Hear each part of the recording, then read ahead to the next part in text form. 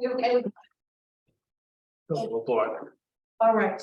Do I need to give the disclaimer since we have a Zoom Yes. participant? Okay. Where's that in front of me? It should be at the top of the meeting document. I'm not gonna have it here. Okay, on Wednesday, March 29th, 2023, Governor Healy signed into law chapter 2, the acts of 2023, an act making appropriations for fiscal year 2023, which includes a 2-year extension of the option for public bodies to hold remote meetings by suspending certain provisions of the open meeting law, general law, chapter 38, section 20. That action was effective immediately. Where my French here is. That action was effective immediately until March 31, 2025. Okay, thank you. Okay. I am going to need some help here because I am flying a little bit too loose. Okay. All right. Do we do need to call? Do we need to call roll call? Okay. All right. Mr. Beckerman. I am here. Hello, everyone. Mr. Connor. Present. Mr. Reardon. Here. And Ms. Cyril here. The chair is here. We have a full committee. We're going to review the draft of the FY24 county budget for any updates from what we did at our last finance committee meeting, correct? I have no updates to share. No updates to share. Anything else? Okay. The next thing is 35 violation issue. Okay. So I think we do have a couple of things we want to discuss with that, correct? Chairman Reardon, what else? Do you want to talk about kind of where we are here? Yes, With that would be good. absolutely. That's probably the most important thing to do at this meeting today. So, you, Madam Chair, discussion was held at the last meeting with regard to the letter from the commissioners dated March 1st with regard to a violation of chapter 35 by Register O'Donnell, which was the second violation in the past year of this particular statute. At the time of the original violation, the finance committee and I believe the full board admonished the register and advised him that this was never to happen again. It happened again. This is something that is quite serious, that it's each department head, each individual actually who serves on this board, the commissioners, all have the fiduciary responsibility to the taxpayers of the county. And the register has thumbed his nose at the taxpayers, the commissioners, the advisory board, and the law the second time now, and it needs to be addressed. After considerations of a bunch of different thoughts on this matter, and through advice of counsel, we always want to make sure we include counsel in these discussions. I would recommend that the finance committee not go forward as originally intended, but rather use the budget process as a means of exacting the information that we would require of the register to determine how this occurred, why it occurred, as well as other questions that the finance committee and other members may see fit with regard to not only the register's budget, but his practices.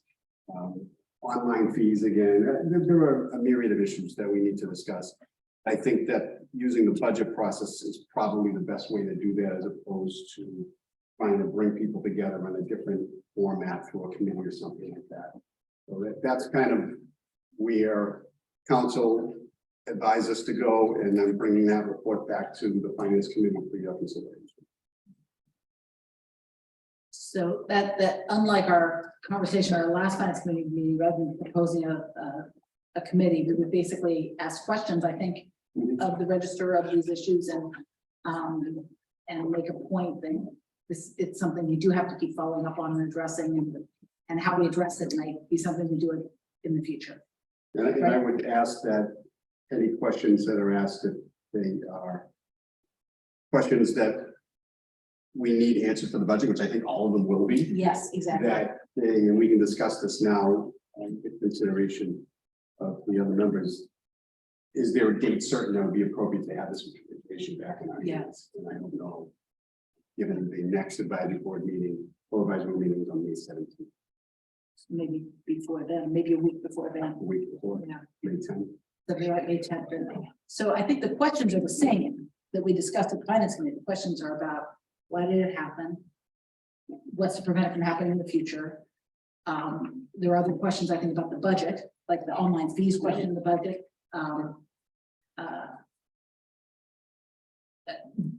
What's happened with the Abraham Group's recommendations? I think, Director Cronin, I think we'll probably ask you to reply on how the IT consolidation is going, those things too. That's a little off topic, but it certainly has some budget implications.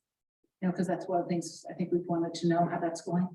I'm trying to think of the other questions we want to make sure we bring up in that context. Did I forget anything? I'm just gonna review my notes. Let's see if there's something else we're missing. IT section 35 of the chapter 35 issue. Online fees and the Abraham's group report. Bear with me 1 second. Of course, thanks, Joe. Our members, the members of this, our little finance committee are probably going to be the ones who have to ask the questions because now everybody's going to have heard, they're going to all hear it at the meeting. Right. Yeah. So it was the explanation of the 2 chapter 35 violations, the operational cause of rapid decline of online fees. Yep. And then the recommendations of Abraham's report, which includes online fees. Yep. And let me get the specifics. And Madam Chair, didn't we also say that we were talking about also getting information on how this not only can it not happen in the future, but what safeguards are in place to stop it from happening, whether it be through the treasurer and accounting office or through the register, through IT. Yep, that's, thanks, Sarah, that's right, we did talk about that. That's good. Please make a comment. Eric, just to your point there, in the matter involving the payments in FY23 that prompted this letter, no payments were made to the vendor. The system worked in that the register had incurred the expenses without a purchase order. It was not approved by the county, but he still incurred the obligation with the vendor. So that was the problem, because the system worked, but the department head failed to secure a purchase order before he incurred the expense. So I just wanted to know, there wasn't a breakdown necessarily in administrative or treasury controls. It was on the buying end and the failure to get a legitimate purchase order to proceed with the good or service. Okay, thank you. So the level of the breakdown was an internal to the registry, that one is really what you're talking about. The department, Yeah, yeah. to the department. Yeah. Yep. All right. That's, so the question then, that might be helpful in that way, the way we ask that question. Okay. Okay. Anything else, Joe? I'm looking at this now. There was something specific that affected the budget. Oh, it was the merger of the scanning and the plan. Which had. Okay. Can you ask that, Joe? Because I don't think I understand. Sure. I don't think I know the Yep. details of that enough. Okay. Okay. All right. Anything else on the chapter 35 violation that we need to tackle? We're clear what we're going to recommend there. Okay. Is there anything we have to do, update any differences on the sale of the Quincy District Court? You know what we're recommending there? Not at this time. The matter is in the hands of the commissioners, who will have a public hearing on April 19th. Okay. I believe I gave that up last week, so nothing's changed. Okay. But we are going to make our recommendation as we voted at the finance committee for the capital improvement fund, right? Correct. Yes, okay, all right, correct. Okay. And do we have minutes to approve? Do not. No, that's fine. We'll Give it table up. those until later. Wonderful. Okay. Is there any other business that I have missed on our finance committee meeting tonight? Just the extent that I believe your committee took some votes last week. Yes, we did. So you may want to be prepared when you join the advisory board to We'll- inform them of what each of those motions were at the property meeting. I'm gonna need it. Yeah. So just as a report out. Yes, we'll report that and we'll make those recommendations when we give our report. This is what we moved and recommend to the full board. Okay, Oh, no, hers were different. Oh, okay. great, okay, great. Is there anything else or can we adjourn and give everybody a chance to stretch? Commissioners, it's nice to see you. Good to see Good you. evening. Anything you want to add before we close up, before that you want to say here before that you say at the full board? Yes, just before the full board, before the regular meeting. Like, say, very brief. Okay, you don't need to do them here twice. Okay, all right. You heard them the other day, but. All right. All right. Okay, I think we can take a motion to adjourn. So move. Second. Thank you. Do we have to roll call, don't we? Yes. Okay, I'm sorry, we have to roll call. Eric, Aye. Tom, Aye. Joe, Aye. Barbara. Aye. Chair votes aye. Okay. Uh, All right, Jim. One Thank you. question to Bill Buckley. Is this the same link? Are we staying on this feed for the regular meeting? That's correct. All right, then I'm just gonna shut my camera off. Welcome to the Norfolk County Advisory Board meeting. I would like to acknowledge that this is also being done remotely. And I'd like to read the citation with regard to that. Executive order on remote participation on Wednesday, March 29, 2023. Governor Haley signed into law Chapter 2 of the Act of 2023, an act making appropriation for fiscal year 2023, which includes a 2-year extension of the option for public bodies to hold remote meetings by suspending certain provisions of the open meeting law, general law, chapter 30, section 20. That action was effective immediately, extending the current option for remote meetings through March 31, 2025. Having said that, I would like to again welcome you all here and begin our evening as we always do with the Pledge of Allegiance. And let's invite Mr. Coniston Randolph to lead us in the Pledge of Allegiance. Pledge allegiance to the flag of the United States of America. To the republic for which it stands, one nation, under God, indivisible, with liberty and justice for all.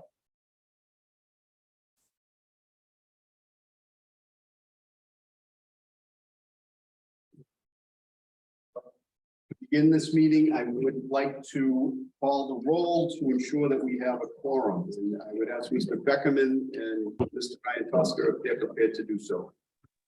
I am. Are you ready, Phil? I am. Can you guys hear me? I can. Okay, that's great. Okay, so Avon is present. Bellingham, President. Braintree.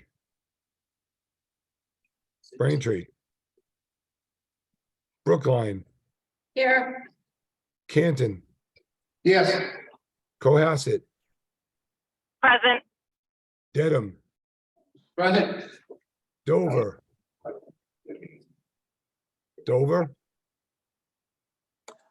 Foxborough.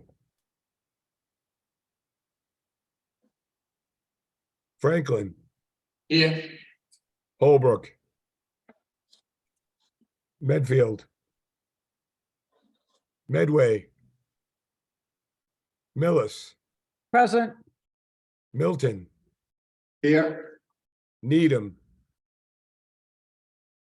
I understand Norfolk's not with us tonight. Norwood.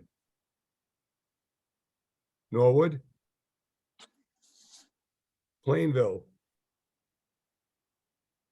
Quincy, Here. Randolph, Here. Sharon. Stoughton, Here. Walpole, Here. Wellesley. Here. I understand Westwood is not with us. Weymouth. And Rentham. Okay, Phil, No, right. I have 62.56 quorum. So, Mr. Chairman, we have a quorum, slight, but we have one. Thank you very much, Mr. Beckerman.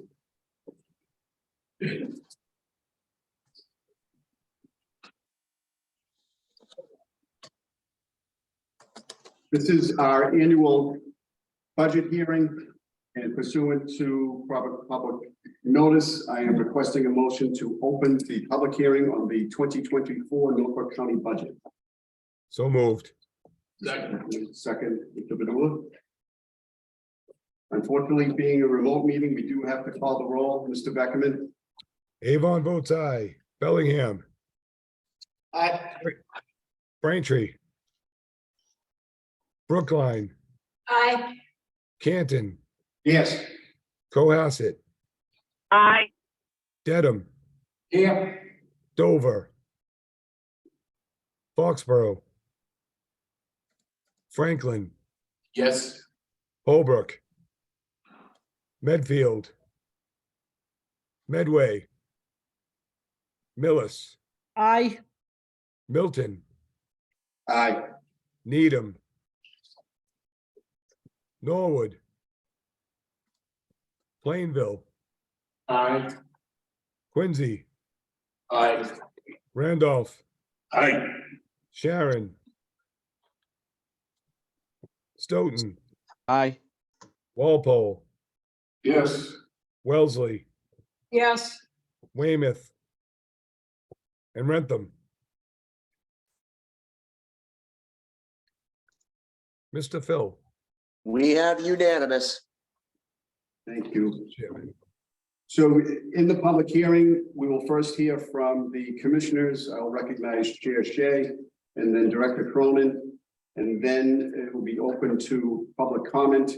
I will offer a courtesy to elected officials and then any other members of the public who wish to speak. So it is my privilege to recognize Commissioner Shea, Chair of the Norfolk County Commissioners.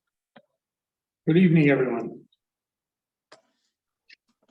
Chairman Reardon, Commissioners Collins, Stady, and I want to thank you and your colleagues for their work on the fiscal year county budget. This evening, we present to you a budget document which is balanced, prudent, and on time. This budget continues the collective commitment we made to you 2 years ago to model best practices, most notably in our combined IT department, which, under the direction of the new county CIO, Sam Evans, is spearheading initiatives to ensure our county has modern technical resources and services across all departments. In this budget, we also note a new fledgling regional weights and measures program. The county, in an interest of regionalization, has reached out and is funding in this budget a weights and measure program for cities and towns that may not have a weights and measures person. Generally, the larger communities do, but we've already signed 4 people up. They're medium-sized communities. They are Canton, Needham, Franklin, and Renfrew. We're going to buy, and we're in the process of buying equipment, bidding one job, and Assistant Director William Buckley is in charge of this program. This program, I believe, came out of minutes of town executives and town managers that meet on Wednesdays, and some how it was brought to us. Again, the larger cities of Brookline, Weymouth, Quincy have, I think, a full-time person, but many of the other communities are sharing. When a person retires, there's a drop, there's a wait here. We've done a whole bunch, and if you have any direct questions, it'll be directed to Bill, because he did a ton of research in this. This is it's a profit-making enterprise. I don't know that cities can come and make a whole lot of money, but they do charge that. We're going to spearhead it. We're going to do those 4 communities in a trial basis to start out. And we're anxious to get up and running on July 1st. So that is in this budget. We look forward to continuing our annual budget process, and thank you for your collaboration effort to work with us in serving the challenges of county government.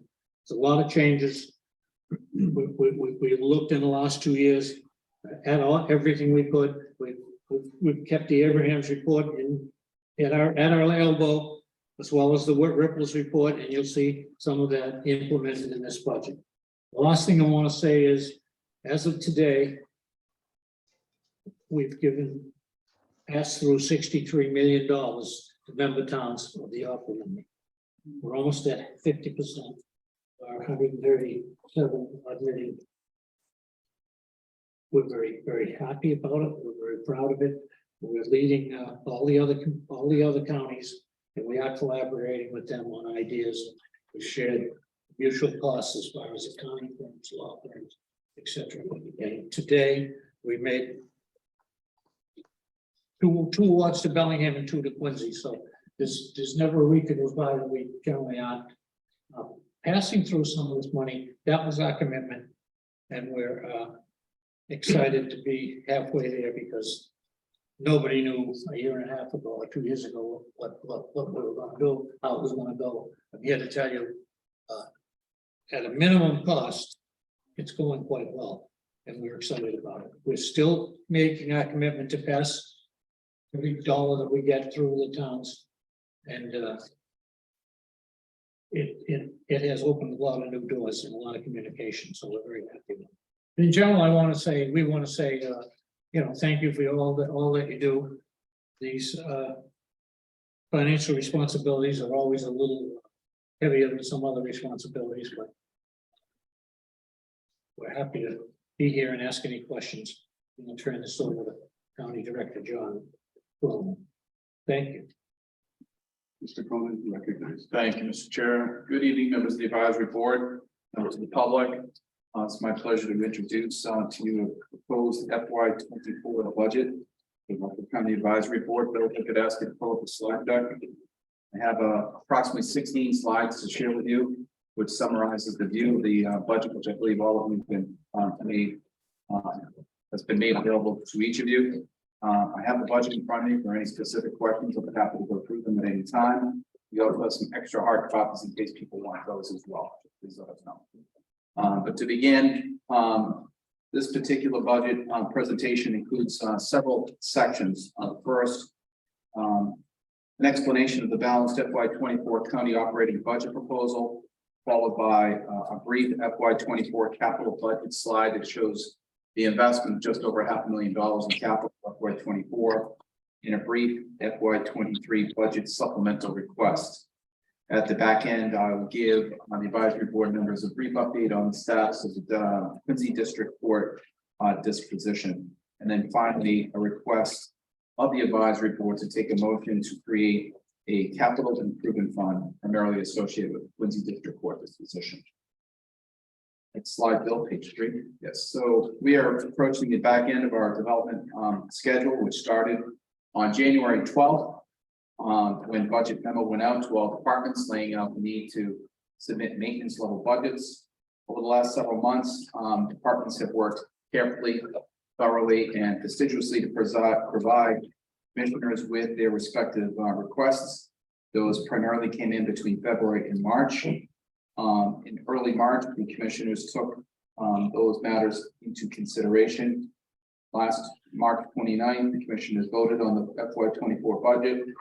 A week ago, they took a modified budget to clean up a couple of small items. This evening, we present to you in this public hearing an opportunity to see what the commissioner's proposal looks like. Slide 4. Total budget requests from the departments exceeded initial revenue estimates by $1,095,925. In fact, when the budgets came in from the various departments, our existing revenue model could not sustain those requests to that extent. So following our budget goals shown on slide 5, Bill, our goals were to present a maintenance of average level funded budget, monitor and adjust fluctuating revenue, adjust the structure to absorb increased actuarial based retirement costs, present an opportunity to create a capital improvement fund alongside this operating budget cycle.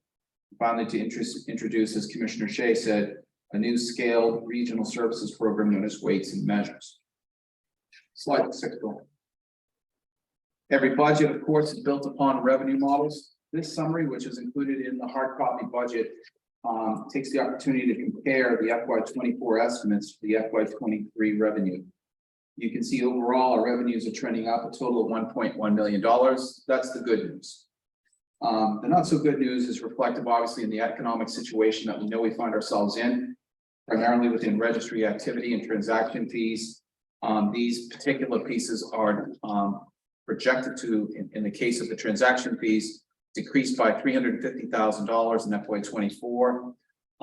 Proposing a level funding of the deeds excise in FY 24 as well. That account has been an engine for the last several years, generating large surpluses.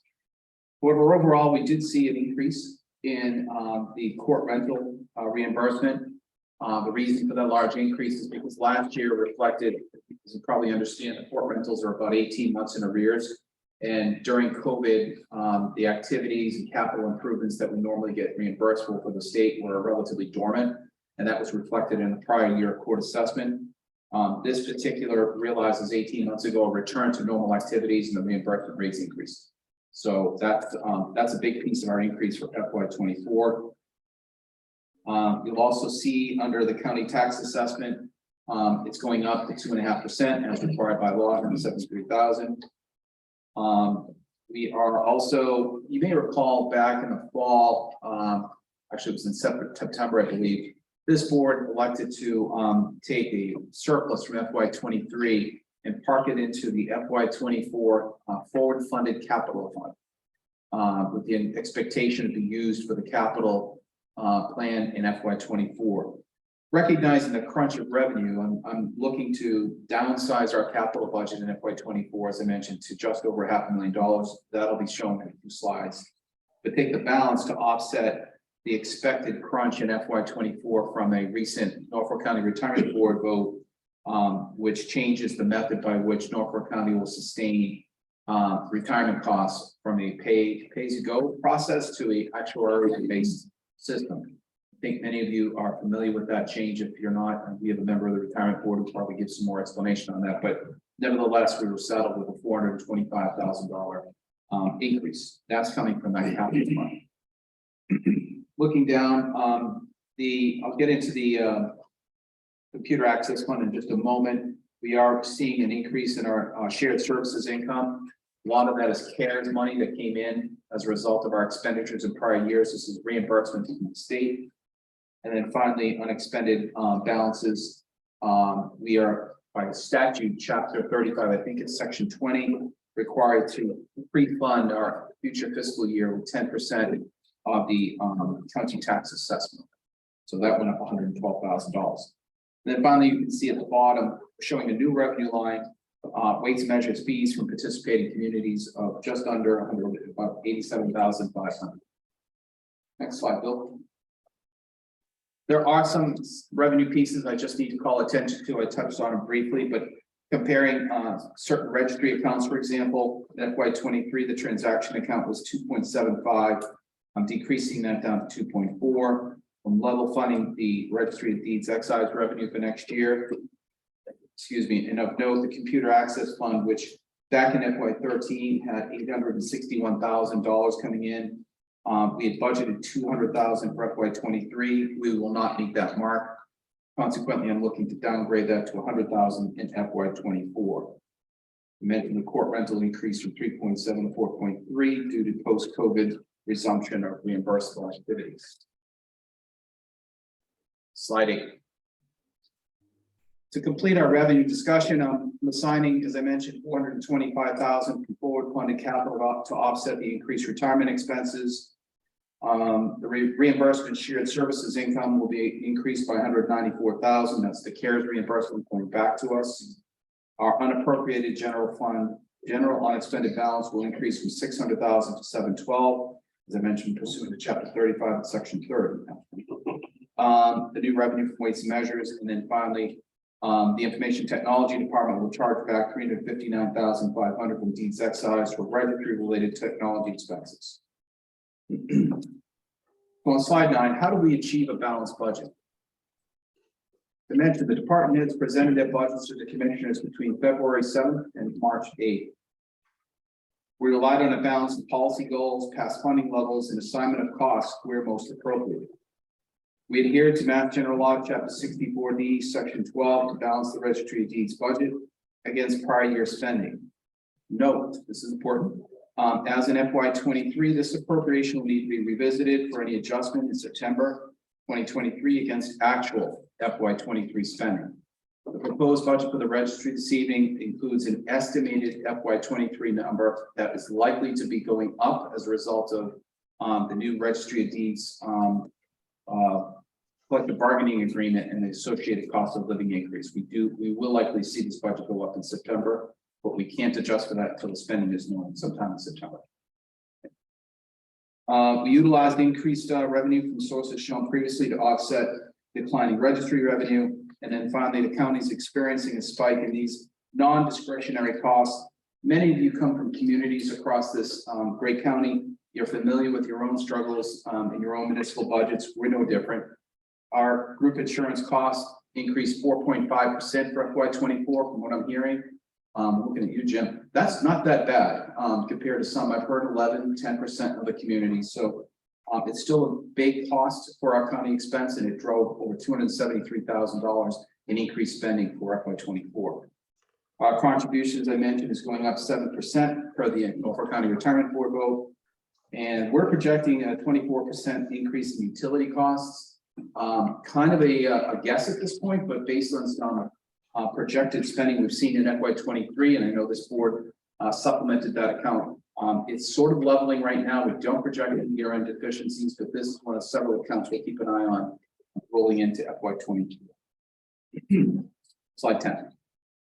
So at this point, members of the advisory board, instead of going through line by line, which I'm very happy to do if you'd like, I'd like to give you brief snapshots by department of what's going on.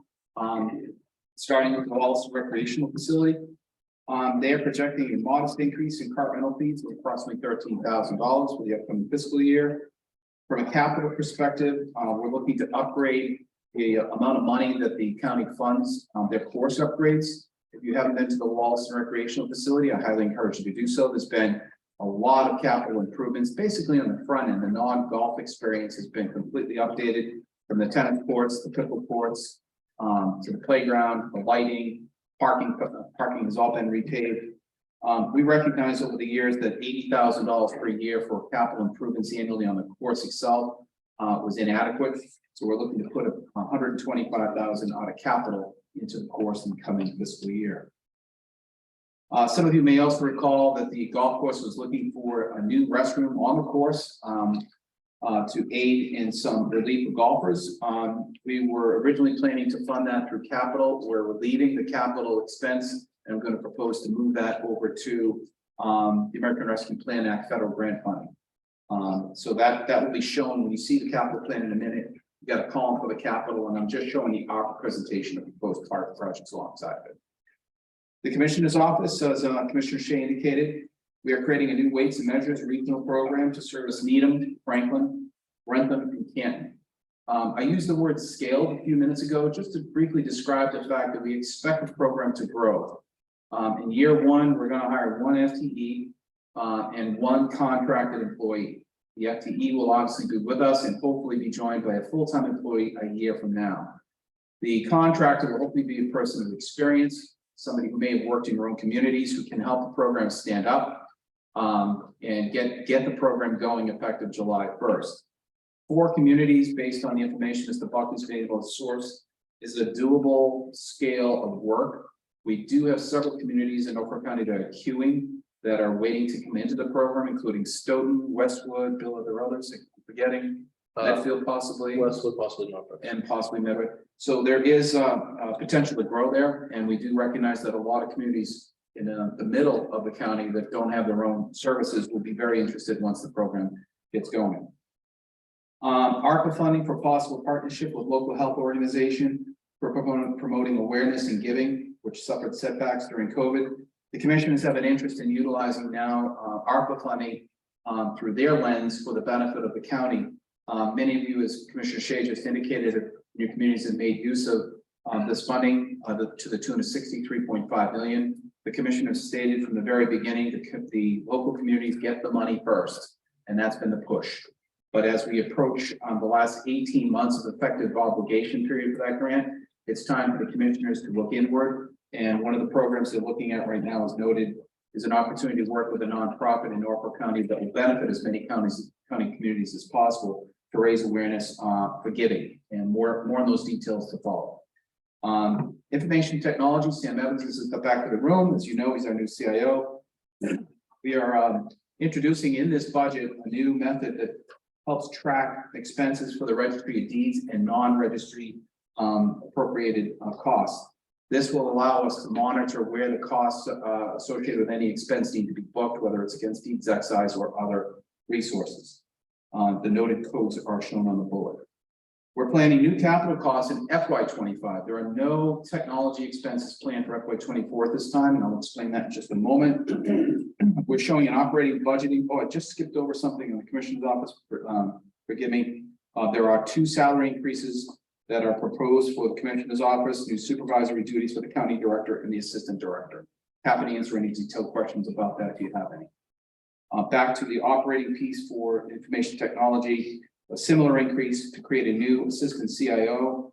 This particular position will create an efficient line of supervision and project management that will provide for organizational redundancy. This is an internal promotion. We're not adding an FTE. We're recognizing the experience and value of one individual who's going to really help streamline a lot of the service attention that the new CIO and the information technology department require. And then finally, funding for all county department needs for hardware, software, and supplies are now hosted in an IT department budget. Note that the Registry of Deeds has an IT chargeback line as it did last year under the Registry of Deeds summary budget. Slide 11, Bill. Facilities. ARPA funding for facility studies are being prepared. We have just approved a new study to look at 2 major projects in our courts. The first is to provide improved outside air circulation for the Dedham Superior Court, and also a new building management system in the Dedham District Court that can be scaled up to facilities to control HVAC and other energy-driven systems for optimization. Once this study is completed, we'll have an idea of the scope and cost, and we'll take actions through the ARPA funding respectively. There could be some costs there that are beyond the reach of our available funding, but we'll evaluate that when the study comes back in a few months. The FY24 budget designed to achieve a balance between in-district and out-of-district tuition to meet net school spending per DESI. As the advisory board probably understands by now, the trustees and school administration understand that tuition is a major cost to the revenue driver for the schools, and balancing the in and out of district students helps them to achieve their goals in any given year. This budget achieves that balance. Over $200,000 in capital spending towards a PA system, administration building storefront, the door you just walked in, that whole outer part will be replaced and upgraded. Excuse me. An EV charging station and a dairy barn boiler. The schools have requested $500,000 for HVAC and ARPA funding for Ken Paul and the Plant Sciences Building, as well as another $152,000 for premium pay benefits for eligible staff. Those items will be put under consideration by the county commissioners in the coming months. The Registry of Deeds. We reduced the budget request by the register by $638,000 to meet prior year spending obligation plus 2.5%. We're monitoring these revenue collections, and the market activity is slow due to economic factors, including interest borrowing rates.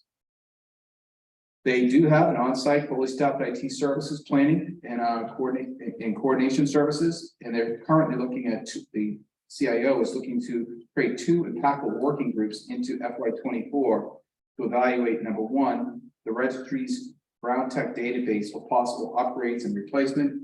And the second impactful working group will look at the county financial system known as Infinite Visions for time and attendance application and budget development optimization. These teams are very critical to the growth of the consolidated technology department. I just mentioned one of the promotions that we're looking to make is the assistant CIO. That assistant CIO is going to spearhead the Brown Tech review. And we do expect that to take some time.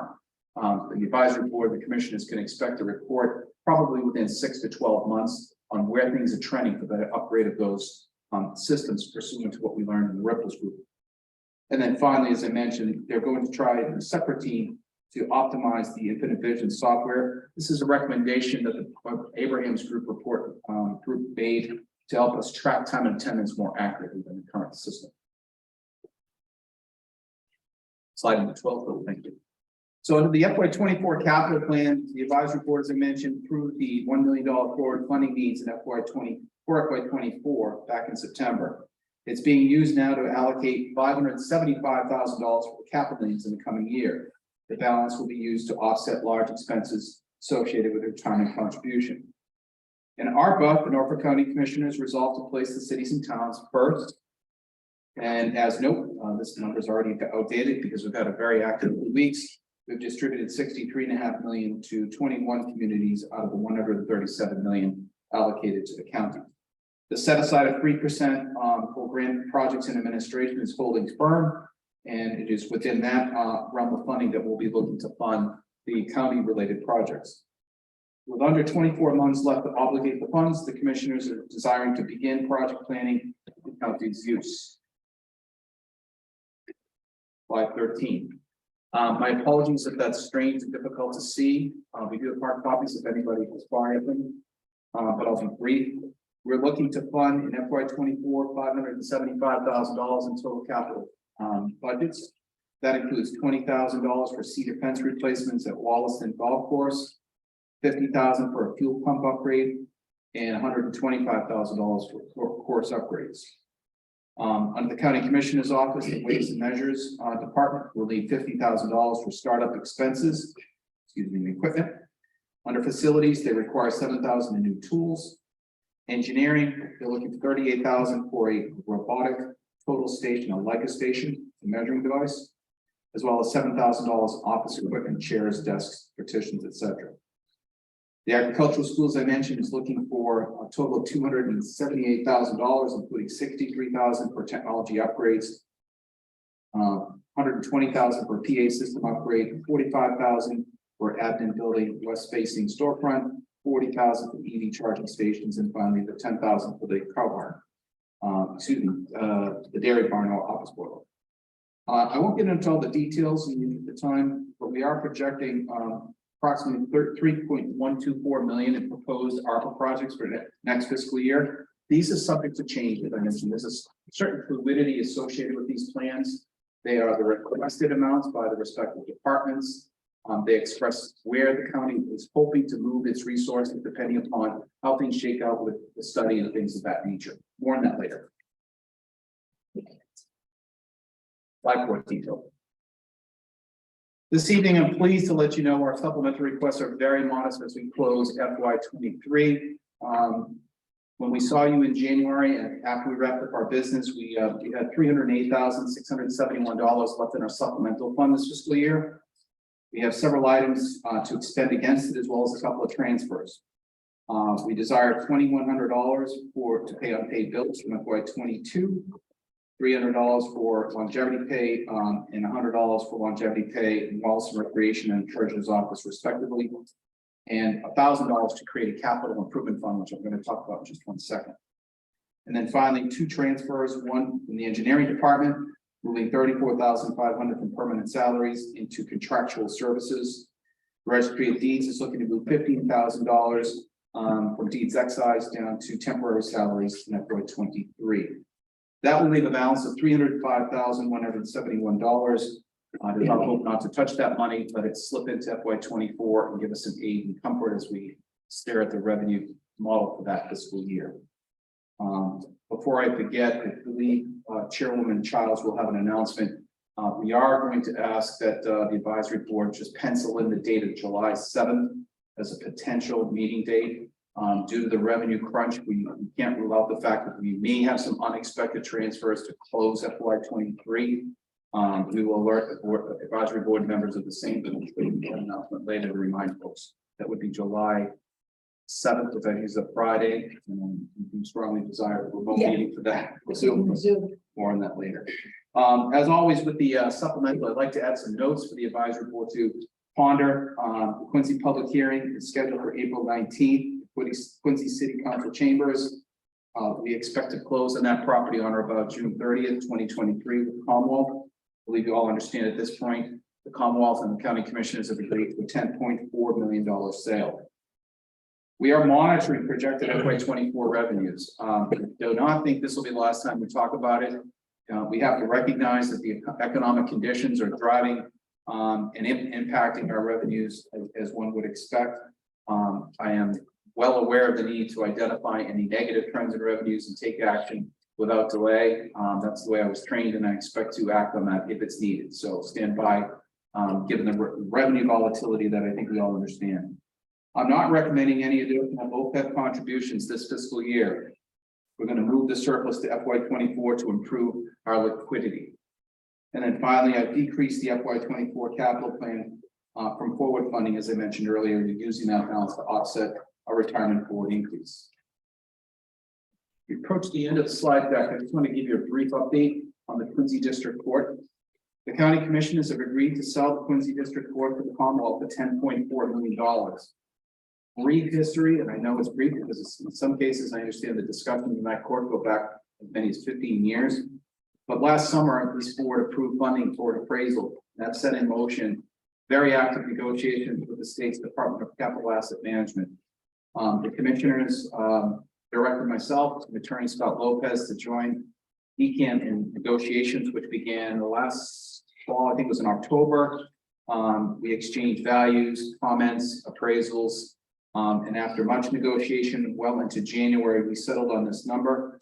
The county and the Commonwealth have scheduled a public hearing, as I mentioned, for April 19th. That is at 4 p.m. in the afternoon, by the way. We expect to close on June 30th. The state is very motivated to close. They have the funding to convey to the Commonwealth, to the county. So I don't expect any delays. They're motivated to get this closed. And then finally, the Commonwealth is currently expected to complete the design study by the end of 2023. And then proceed to construction documents and bidding. The construction for the new Justice Center is expected to begin in 2025. Completion of the new Justice Center 3 years later in 2028. There's likely our participation or management of that building will continue into FY 24. I've begun negotiations with the trial court to enter into a standard contract to allow our full-time staff to continue doing their work, our service contracts to continue servicing the building. The Commonwealth will reimburse the county on a periodic basis for those expenses. Safe to say, if we do close on June 30th, the county no longer has the risk of handling that building going forward. The Commonwealth will observe any and all capital costs after June 30th. That includes roof, windows, boilers, HVAC. That's their responsibility going forward, which is a big relief, by the way. But we do expect that the operations will continue seamlessly into FY 24. But a year from now, I think we'll have more clarity from the state on whether or not these timelines and benchmarks of their intentions will come into more focus. But that's all we know at this point. And this information has been shared with facility maintenance and individuals who work in the court. Slide 16, Bill. Thank you. This evening, I'm going to ask for your consideration of implementing a new capital improvement fund. Most of you are aware that the county does have a stabilization fund, which was enabled under Chapter 35, Section 28B. I'm not sure when the county did that, but it was a very wise move. There's a complementary section in there that allows the county to create a capital improvement fund. This was called for by the Abrahams Group as well. This particular account, like any capital improvement fund from the community, allows funds to go in for capital needs and come out based on a 2/3 vote in the advisory board. The statute, which is shown in this snippet, requires the advisory board to create this. So this evening I have proposed, as it's shown in the supplementary request, a $1,000 transfer into the account to activate it. All this simply does is it activates this account for this body and the county commissioners to discuss where the proceeds from the Quincy District Court sale can land, when they land, hopefully sometime in late June, early July. In the event that we don't have time to take a vote to move it when we have the check, as you probably understand, that money will just reside in the county's general fund until it's moved by this board or a portion of it. So more on that later. This evening, I'm just looking for your consideration with CIF. There are motions attached. I understand this evening is a public hearing. I doubt, Mr. Chairman, that you will be taking motions to approve, but they are there for your meeting in May. We will be asking for your approval of, however, the contract associated with the registry of deeds. That is the last of 3 contracts. And then, of course, motion number 3 for the capital improvement fund. With respect to the capital budget and the supplemental, we'll need your action on that as well this evening. That concludes. I want to thank each department head for their work on this budget. As you all know, a $36 million budget is something that takes quite a lot of teamwork to accomplish. Tony Akins, Bill Buckley, Joe DiVaria, Bill Iantosta, Michelle Lavadini, Nancy Rockwell, and the Commissioner's Office also contributed to a very active spring, getting this budget to people see. Thank you very much. Very much looking forward to any questions that can help. Thank you, Director. Just for point of clarification, the items further down the agenda include an opportunity for questions regarding the disposition of Quincy District Court, as well as the supplemental appropriation for FY23. So questions now from the members with regard to the proposed budget. Members with questions. Okay, hearing, oh, I'm sorry, Mr. Polino, you recognize. Chairman, question on the Richard Deeds, is that contract all been signed? The memorandum has been signed, yes. It's the same raise, all the other unions got, same percent raises? Yes, in FY23, it's a 2.75 cost of living allowance. In FY24, it's 2.5%. And in FY25, it'll be 2.25. So it's all the unions, we all Yes, same percent raise. that's correct. That's correct. And a couple questions. The court money when we sell it, it's gonna go in the regular general account. The Mr. money- Polino, that's going to be addressed on Okay, another okay. item on the agenda. In the thing you mentioned, $100,000 for salaries at the Yoga Gaggy and the ARPA money, what is that? Well, can you explain that? It's a request by the agricultural school to fund $152,000 for premium pay. What premium pay? What are you calling premium pay? Under the American Rescue Plan Act, there are 6 purpose areas that you can be eligible for use on. The appointing of, in this case, the county commissioners would designate funding from the federal grant towards individuals who were impacted by the COVID pandemic. Normally individuals who worked through the pandemic, who sacrificed during the pandemic. It's a very broad use, and it's been used pretty widely by communities and other organizations. We've seen, in fact, we just signed off on a large premium pay benefit for Quincy, today actually. So premium pay is nothing more than a bonus for individuals that work through the pandemic, and they're assigned a certain value by the commissioners in this case. I want to point out, Mr. Polito, that the final rule does include a sort of a threshold. Individuals who are making above, I think it's around 125,000 are not eligible unless they get a waiver for that benefit. So it's basically for line workers who had to work through the pandemic in recognition. Is that just a one-time payment? So it's no recurring at all? No, and it does no impact on the county's operating budget. It is strictly federal grants. Also here, it did show that you and the city director are getting a $10,000 pay raise, additional work. What is the additional work? You're getting a $10,000 pay raise last year for the Apple money. That's correct. Now you're looking at another $10,000 raise. So you're looking at about a $34,000 raise that you've been on the job in about 4 years.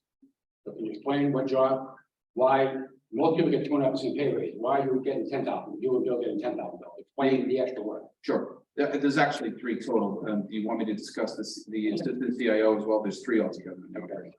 So the commissioners recognize that as a result of hiring Mr. Evans as our CIO and placing him under the control of the county director, that there had to be a corrective action because I was making less than him. The salary collision.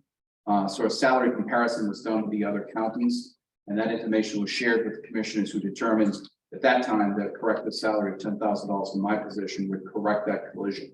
Mr. Buckley is now overseeing a new regional services program. We've discussed the weights and measures program coming in that will report directly to him as a regional services manager.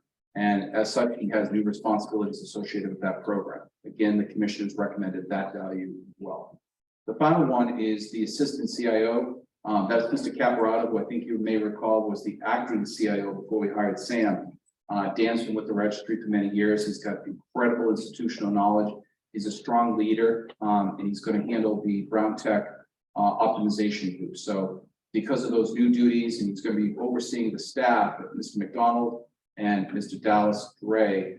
We're reconstituting the office to reflect not just those new supervisory duties, but also a vertical relationship that provides redundancy for leadership within the technology department. That is it. What is he getting, $10,000 also? I think his increase is a little different than that. I don't know off the top of my head. It's in the budget. I'll give you 2 seconds. It's a little bit more than that, I think. And what was his pay be? I can't hear you. What was his new pay be? And what was the director of the CIO get? Which is For FY 24, correct? Yeah. 1 second. Give me 2 seconds.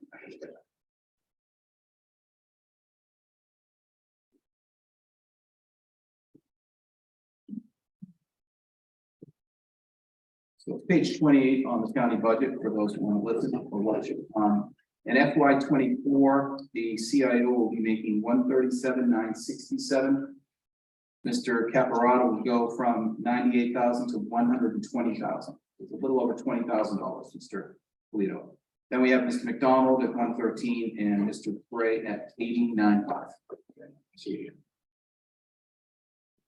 That 120 is market driven. Those were numbers that our human resources director derived from discussions with the Mass Municipal Association and other communities in Norfolk County and what they pay their assistant CIOs. I know tech people, they make a lot of money that in the industry now, they're all, you want something good, you can pay. That I know that. For technology. Okay. Are there other questions? Everybody recognize? I have 1.5 probably dumb questions. First time I'm looking at the whole budget. I noticed on a lot of the list of tables that showed FY 23 compensation. I'm actually asking the opposite kind of question you're asking a bit. The FY 23 compensation and the FY 24 compensation numbers are almost always the same. So I was wondering, is there a COLA budget line somewhere that I didn't see, or not everybody's getting 0 raises, I'm assuming. That's correct. The general rule to follow was the 2.75% COLA for FY 23. That started obviously July 1st, 2022. And then the impact for FY 24 is another 2.5%. So the non-union people through the commissioners' votes are following the union contracts. And I believe that's the tradition. So When I look at the tables for FY 24, though, I see the same number. I'm wondering where that 2.75% shows up. could you give me an example and I'll follow along? I was on page 55. It actually goes for several pages, but I first noticed, if I look at those 2 columns, in fact, you can go to the bottom of the. These are a little different. These are non-union people from the schools, and I might need assistance from you, John, in a second. You have to flag the schools non-union page, but there are some salary changes for the schools in FY 23 that were agreed upon by the trustees and are reflected herein. If you want to dive into them, I have no problem. I'll defer to Mr. Wallace. But on the other hand, sir, if you'd like to go into a more traditional county budget to kind of team out what you're looking at, I'll be doing that. But I will acknowledge that, and we saw this with some of the departments and the way they were calculating. So this was a challenging year because of the way the COLA and the retroactivity was playing with the calculated model that is built within title for this calculation. It had to show effective July 1st, 2022, the COLA cost going in. So it looks like an inflator, but it's not. It's just a retroactive cost of the cost of living in FY 23.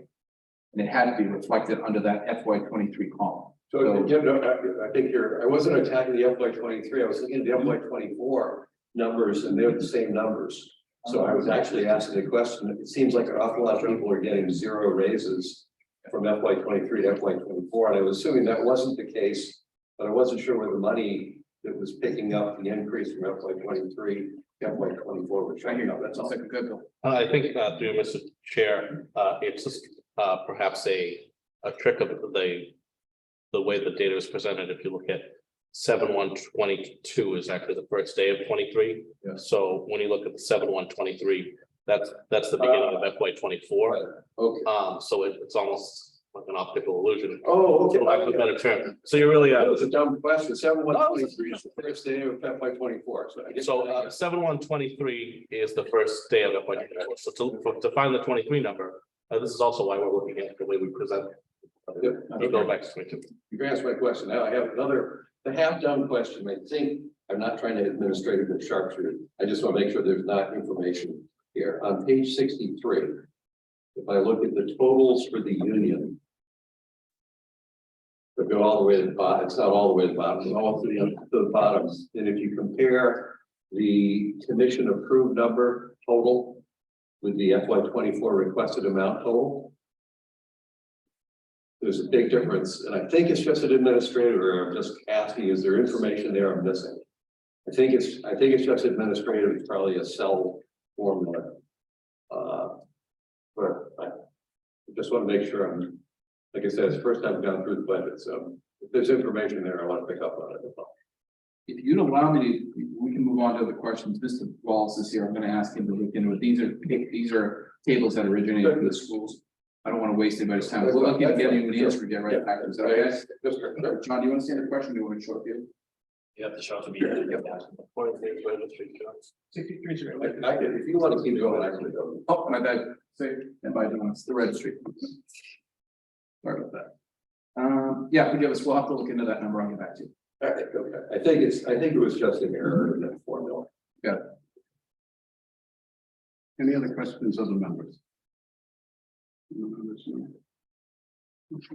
It has been practice to offer courtesy to elected officials who wish to provide testimony for the public hearing. There are elected officials who wish to provide testimony at this time.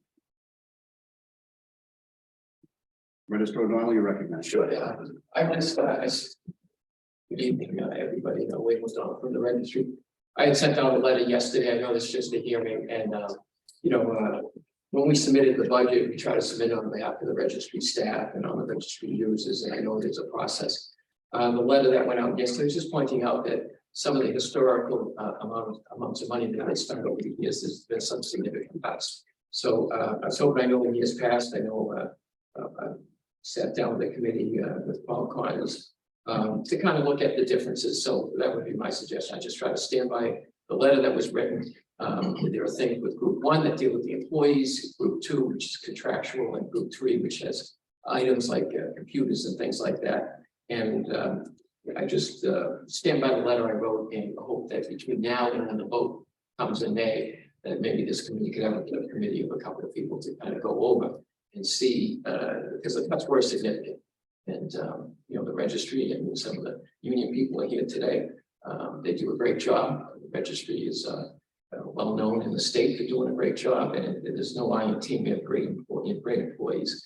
So the budget is really, it's a business operation. There's significant money's collected, and just ask for consideration as we move forward on the letter that was written to take a look at some of those cuts that were made. Thank you. Yes, sir. Well, we didn't get the letter. I don't know what you found. The letter was in the pack. No, it's not. Would register, if you could please? Well, I'll check with the staff. A letter, I didn't get it. Was email. Okay, that's good.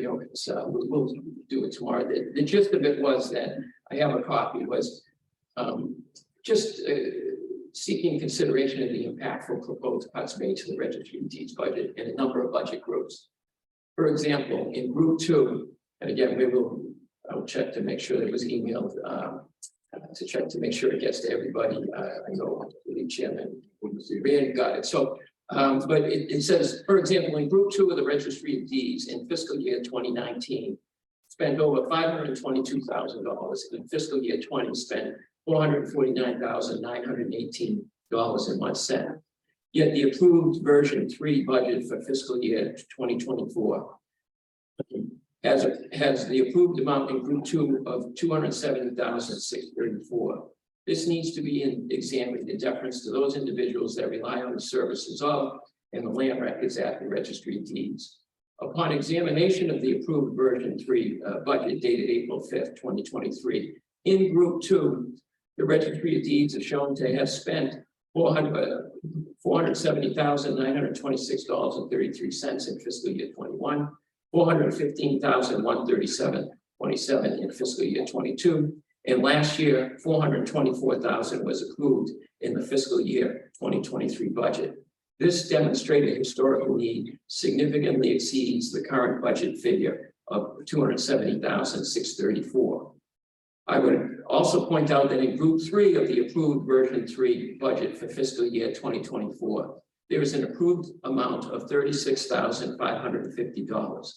Yet even in this version 3 budget, it shows the Registry of Deeds has spent $124,481.79 in fiscal year 21, $114,937.07 in fiscal year 22, and had $125,550 approved in the fiscal year 23 budget. I would appreciate your consideration in not defunding the Norfolk Registry of Deeds budget and kindly look at the requested monies that were made in the enclosed registry budget cover sheet dated February 7, 2023. Again, these requests were made on behalf of the Registry of Deeds staff as well as Registry of Deeds stakeholders. And then also I looked at group 1, which deals with some salaries and temporary salary budget. I'll repeat what I said in the number. The Registry of Deeds had requested in group 1 $50,000 for temporary salaries in the fiscal year budget. There were other parts of the budget that requested promotions and things of that sort.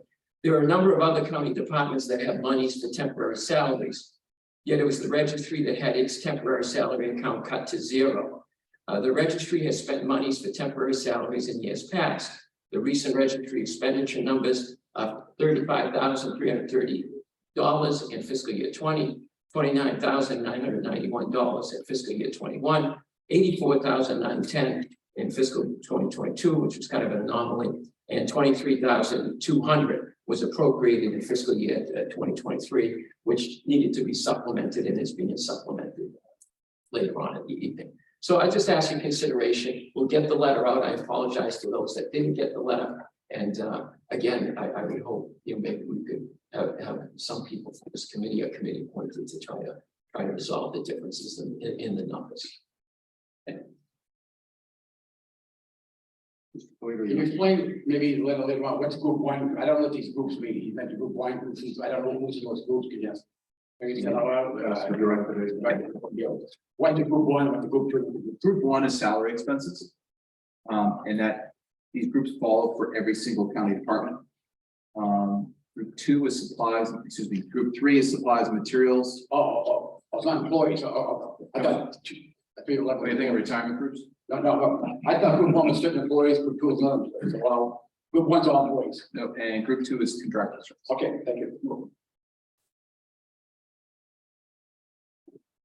Anyone else wishing to speak? I believe we have at least one. Just one. Just one. Just one. Please, Barb. Um, And if you could just identify yourself for my the, name's Kathleen McNeely and I work at the Registry of Deeds in the Land Court Division. We have seen a lot of budget cuts. We just went to a major contract that I can't say that anybody in the place is happy about. There were a lot of no votes on it. I don't understand why our COVID pay was put into our contract when it does come from the federal government. And that was a fighting tool.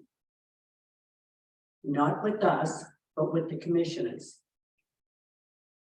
Also a stipend that was supposed to be given to us for $250. No one in there knows what it's for.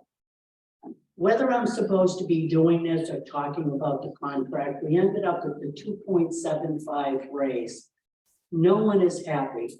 We worked very, very hard.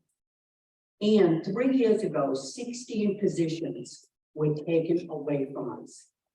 Last year, 4. And this 2, I believe. And this year it's 4. We are down to the bone. And I know no one really cares how much the Registry of People make. We come in at $39,900. We work very hard. In the Land Court Division, it takes you 20 years to learn all the rules and regs. But your top person in the Registry of Deeds in the Land Court Division makes $59,000. When they leave, it now takes another 20 years for another person to be where we are at. We have reached the top. Our head administrators are all full.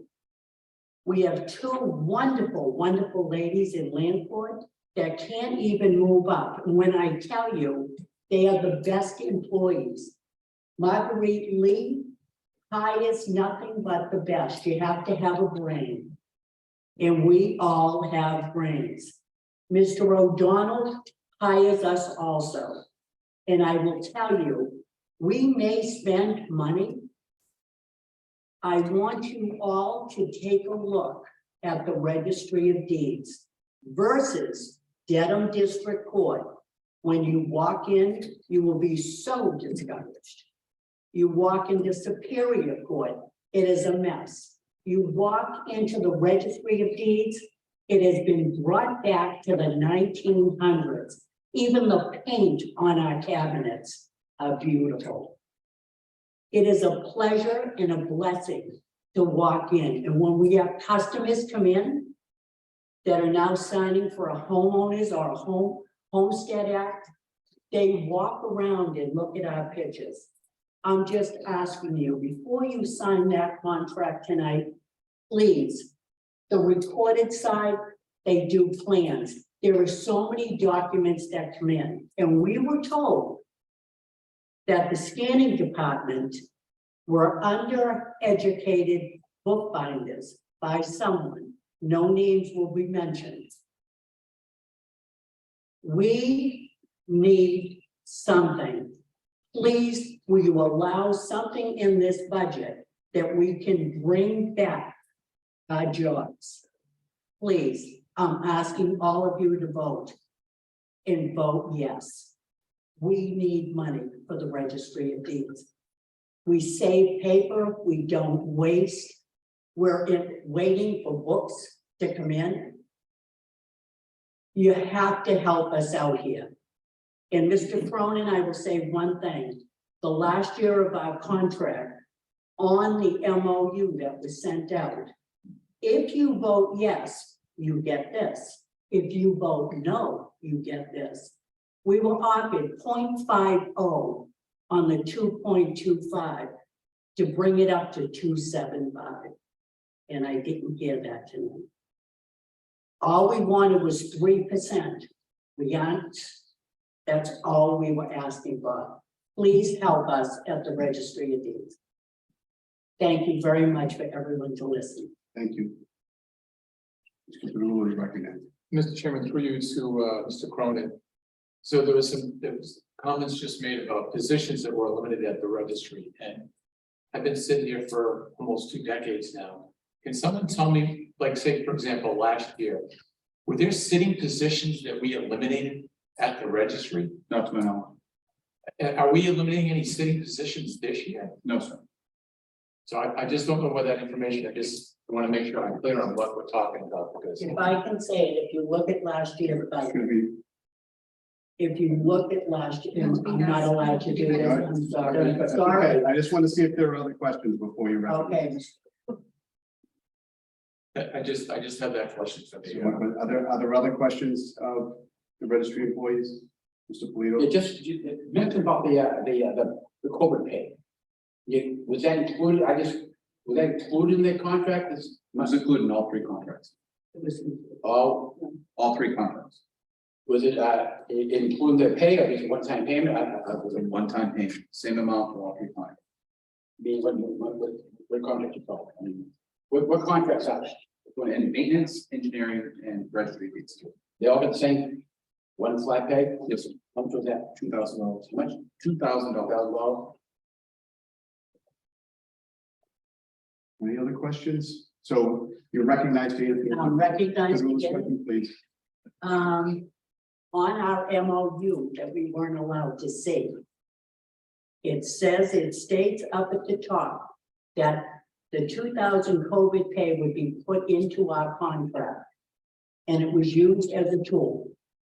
A tool, whether we received it or not. We were also told that our retro pay would be canceled if we didn't balance this. I have never been to, we never were at negotiations. We could never find out what was happening on one side and on the other side. I have never been in a union that does this, ever. We were not given anything. We were given 15 minutes to vote on this lost county rep. And then positions were pulled. Go back, Mr. Cronin, last year and the year before, they were pulled. And this year, 4 positions that were put in were taken out. Just for a point of clarification, if I may, Mr. Cronin, is that a difference between what was asked for and what was? So no positions were taken away. Its positions may have been asked for. That were. No, the speaker is referring to 4 positions that were in the registry's request. 2 of them were new positions and 2 would have been funding into FY24 vacant positions that had not been filled since for almost 2 years. Can I say something? This is my first meeting, Jim Johnson, Town Hall. I just negotiated 5 collective bargaining contracts. To have the union bring those forward, this, I think, is somewhat inappropriate. I think these contracts have been negotiated. From what I hear, they're all signed. The union signed the MOAs. It's a done deal. We're not here to negotiate a contract. Is that correct? That's correct. Okay, so what are we talking about here? Are we just listening to people? Is that the whole process? Okay. Public hearing. Mr. O'Donnell, you wish to be recognized? Just on one point that was just made. The 2 union, there were 2 union, there was a proposal to put 2 15 grades in, and they got cut. I don't recognize this budgets, and I've been fighting for years for promotional opportunities. But the two positions that were mentioned, and that came up at the hearing, there were people of left. There was an arbitration, and we were never informed of the outcome of the arbitration. Those positions were held pending the arbitration. So that I'm going to correct that. To take those 2 union promotions away was wrong. There was a pending arbitration, and there's a lot going into this, and I didn't want that to be this tonight, but I have to address that. For the first time ever in the 20 years we've negotiated contracts at the registry, and prior to that, I negotiated as a county commissioner. We were excluded from the negotiating table.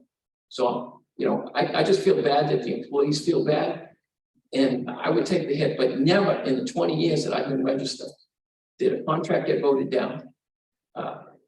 Not always the union was happy, not always management was happy, but we worked together and we got things done. But I have to address the fact that the 2 positions got cut without any conversation with the registry. Those are 2 current positions. They should be promoted, they will be promoted. However, they were cut. I can't fill positions when there's an arbitration that has that impacts. If you lose the arbitration, those have to be potentially filled. So I didn't want to get into that tonight, but I have to clarify that there was a reason those 2 positions. You got to follow laws, and that's what we try to do. So maybe that's another thing that we could try to consider when I hope this committee gets together, is to look at that. Those were 2 current union positions, they're promotions. And that has nothing to do with the union contract. That was a budgetary decision that was made. Again, we submitted the budget on March 29th. Commissioner Cronin, Director Cronin put the budget version 2 in front of the commissioners. The commissioners voted for it. There was never any circling back with the department heads before that budget. The vote was taken, and that's why I'm asking to have maybe a committee to kind of look at and try to look at some of these issues, because the vote was taken on the 29th and we're trying to play catch up here. Thank you. Mr. Cronin, you recognize. To the registered remarks, the individual in slot number 1 vacated the position on June 13th, 2021. The other individual vacated his position on September 11th, 2020. Registrar O'Donnell appeared before the commissioners and discussed his budget. That question was brought up. Why have those positions been vacant? He gave the same answer he gave the advisory board this evening. Following that meeting, we contacted our labor council and asked her if there was any history on those 2 positions relative to some arbitration. Registrar O'Donnell gave a report. Ms. McNulty said there is no such arbitration. He's not aware of what you're speaking of, and if you have information relative to those arbitrations, please feel free to share that with us. But those positions have been vacant for 2 to 3 years. Thank you. You wish to be recognized? Yes. Right ahead.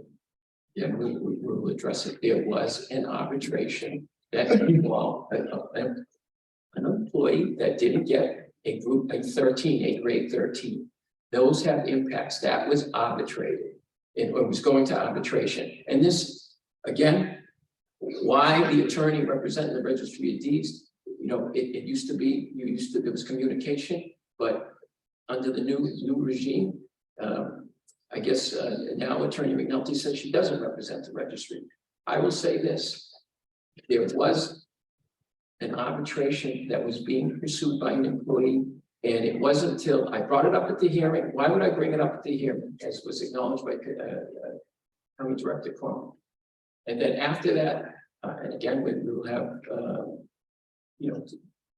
we'll have conversation, or I guess I can't have conversation. I'll write a letter to the attorney, but we were never notified that arbitration was dismissed. It was only recently that after that hearing that's come to attention. So to cut those two positions, again, you can't just fill positions. It is an arbitration. If you lose the arbitration, that employee can get the 13th. So we're just being prudent. And again, this shouldn't be to the advisor. We'll address it as this comes on. But there was an arbitration by a union employee. That's his right. That's his right. He didn't like the decisions that was step 1, step 2, step 3, and he elected to pursue arbitration in front of a mediator. We should have at least gotten the courtesy as the registry to be told what happened on that. And I never got informed until a recent director's office contacted us and said, hey, what you mentioned, there is no arbitration. Because I did mention at the hearing. Why would I mention at the hearing? That we were waiting to fill the positions based on what happens at an arbitration. Thank you. Any members of the public who wish to speak to the 2024 budget? Are there any members of the advisory board who wish to ask further questions of the director of the commissioners? Mr. Polito, you're right. Yeah, just, my law, had some problems, but, I just what they said 15 minutes before, I don't think it was that, how I hear that and hear what happened. It's not like healthy negotiations, healthy contract negotiations, and, when the director wasn't involved in it, you're supposed to leave down their throat, there's 2 columns, I don't know what happened behind the table, I wasn't there. Just hearing their side, in 15 minutes, you heard that from somebody else too, who works there, they're not here tonight. They was told they couldn't see it until 15 minutes before the meeting, the vote, they couldn't share with anybody. If that's true, that's a bad negotiation tech by the director, because that, I was told by employee, and the person's not here tonight, I don't know, okay? That they couldn't see it until that night, and 15 minutes to look at it. If that's true, it's very bad negotiation on behalf of the county director to when she said that, right, it didn't come from the office to go here tonight. That's true, but it's very bad for the commission. May I ask a question? Was that the union that held the information requested about? They were told not to share the union until 15 minutes before the meeting. Before they had a The vote. gag order put Gag on order. the That was told. negotiation team. So a gag order, they can't share till 15 minutes before the meeting. If that gag order was put on by the director. Tell me about talking to the director, how he negotiates contracts, okay? Mr. He wants a Beckerman, $10,000 raise too? Come on, will you? Mr. Polito, Mr. Beckerman, you're recognized. Thank you, Mr. Chairman. I'm a little confused by this whole conversation because as the distinguished gentleman from Walpole stated, I believe it was from Walpole, the collective bargaining agreements have been completed. There's a current MOU that's being asked by the advisory board to be approved. My understanding of the process is that a bargaining team from the union would have been in the room with a bargaining team from management, who then would have brought it back to their membership for consideration. As far as whether they had 15 minutes or 15 days, I think that's on their end. The bottom line is we currently have an MOU that's in front of this committee to consider. I don't think any other conversation is needed at this point. And I apologize if I'm stepping on anybody's toes here, but this is a done deal. Whether it sounds like it was in good faith, if everything was done properly and both sides were at the table, there's nothing to talk about. Thank you, Mr. Chairman. Yeah, Mr. Polito, with much fervor, if you would allow me to push back on your remarks or any insinuation that I had something nefarious to do with the registry's contract. You're dead wrong. Well, You're dead wrong. people are lying to you. Mr. Polito, you're They not are. recognized. They are. Okay, Let me be very clear. okay, I'll wait till you're done. Let me be very clear on the process. So the county negotiated in good faith starting in February, March last year with all three unions under ASPE. We negotiated with teams appointed through the collective bargaining process. Those teams worked directly with management and our labor attorney. At the conclusion of each of those agreements, unions turned to their membership. As McNeely just pointed out, the union's job at that point to discuss the terms of the agreement with the respective members. At no time I ever spoken to members of the registry union about the content of that negotiation. I deal directly with the negotiating team, as Jim Johnson does in Walpole or any other member of the negotiating team. It's improper and it's illegal. Okay, so I had nothing to do with any kind of withholding gag order that the woman from the registry indicated. That's all on the union. The vote was taken and it was passed with 13-10. Period. We can still hold the contract down too. Big part. We can still vote the contract down. There's no MOO. We can still vote no on the contract. This can be, of course you can. Well, I get different interpretations from different people, so. Mr. Polito, one of the things you understand about myself is my reputation is all I Mine's have. good. I'm not lying to you, sir. Okay, I'm giving you the facts. I think I've Others been may very be solid, taking okay? liberty with my reputation. They're not allowed to do so. I'm telling you the facts. Thank you, sir. Mr. Polito, this isn't directed at you, but no ad hominem attacks should be tolerated in this room. I don't want to be. You're not recognized, Mr. Polito. I disagree with it, okay? You disagree that ad hominem attack should be appropriate in this venue, in a public venue. Your opinion. Well, I feel sorry for you. Well, I think we can do it. It won't be tolerated in this meeting. Call me out I of will order. be ruled out of order anytime you do that again. Let it go. Call up, please. Mr. Chairman, I want to move the item. Mr. Chair, yeah, can I? Sorry. Finance Committee. That's just what I was gonna say. Thank you. All right, thank you, Mr. President. I just want to report out to the Finance Committee, as is typical after the public hearing, we don't vote the budget tonight. We basically take it under advisement. The motion from the Finance Committee voted unanimously to recommend that we take the FY 24 county budget as presented by Director Cronin in the amount of $36,214,330 under advisement. We would vote it around this meeting. Thank you. Is there a motion to adjourn the public hearing of the FY 24 budget? So moved. Wellesley, I'm sorry, there was a second. Second. Oh, sorry, any further discussion? Hearing none, I'd ask, call the roll to adjourn. Okay, Phil, you ready? Give me 1 second. Let me scroll over.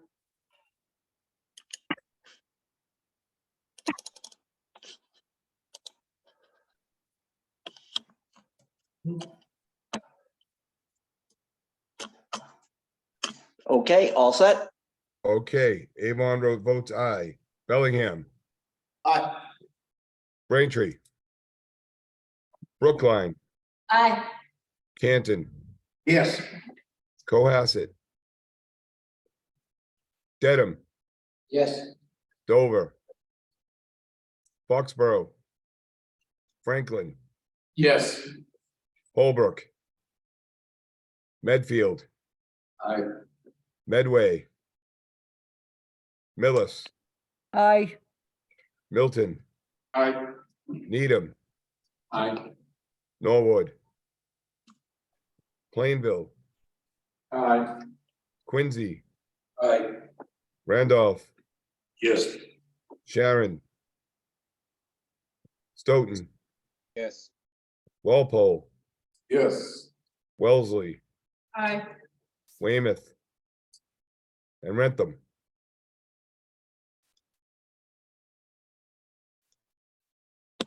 That's unanimous.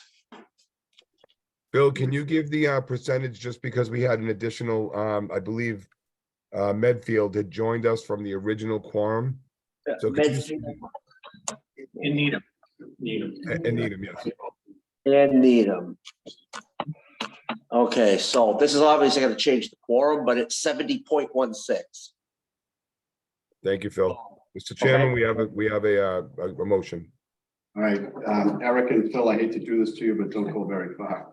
The next item on our agenda is an executive session. So at this time, I would entertain a motion to go into executive session for purposes 3. I'm sorry, Phil? I need to revise the quorum now, so if you can give me that. So we have Needham, And Medfield. 6, And and Plainville. Oh, and Plainville, right, I'm sorry. okay, so. All right, Plainville, I had Plainville because I heard Kyle, and then we had Needham, where are you? 6.76 And Medfield. in Medfield. Medfield is 1.74. Okay, so now the quorum is 72.05.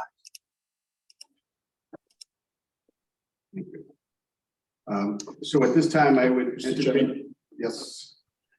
Could you do the executive session at the end of the meeting and do all the rest of the business? We have counsel with us now. Time would be the issue. Other items on this. Mr. Connors. If we anticipate this could be expedited, I'm pretty sure we could do it. We've already discussed a couple of other things. I'm willing to entertain it based on time, but.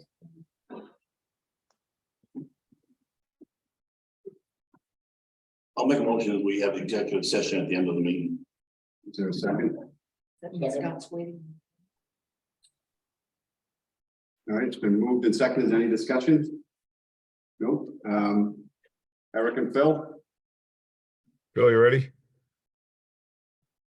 Hold on a second, just gonna relabel this. So this is a vote to Move it. Move it number 3 to the end of the number after number 9. Okay, Just a point of order, Mr. Chairman, would it be that we're moving item 3 only or items 3 and 4? Just item 3. Just item 3, I'm sorry, I read it wrong, my apologies. All right, so Avon votes aye. Bellingham. Aye. Braintree. Brookline, Aye. Canton, Yes. Cohasset, Aye. Dedham, Aye. Dover. Foxborough. Franklin, Yes. Holbrook. Medfield, Aye. Medway. Millis, Aye. Milton, Aye. Needham, Aye. Norwood. Plainville, Yes. Quincy, Yes. Randolph, Yes. Sharon. Stoughton, Yes. Walpole. Walpole, Step out of the room. oh, okay. Wellesley, Yes. Weymouth. Rentham.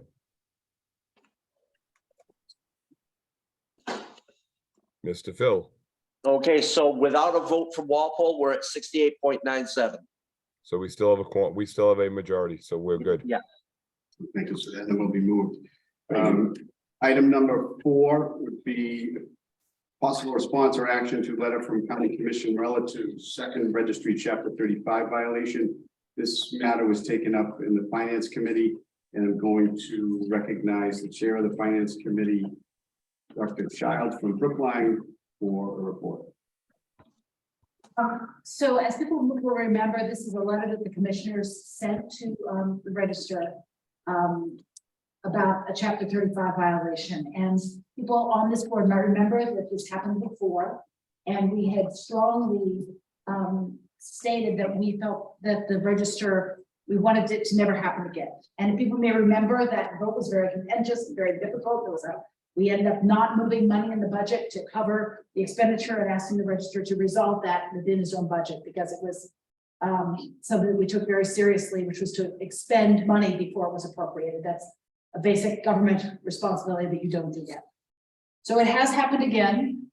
And The finance committee really talked about what we were concerned about and how we might respond, what might be the appropriate steps as an advisory board to respond, and to recommend to this board some considerations.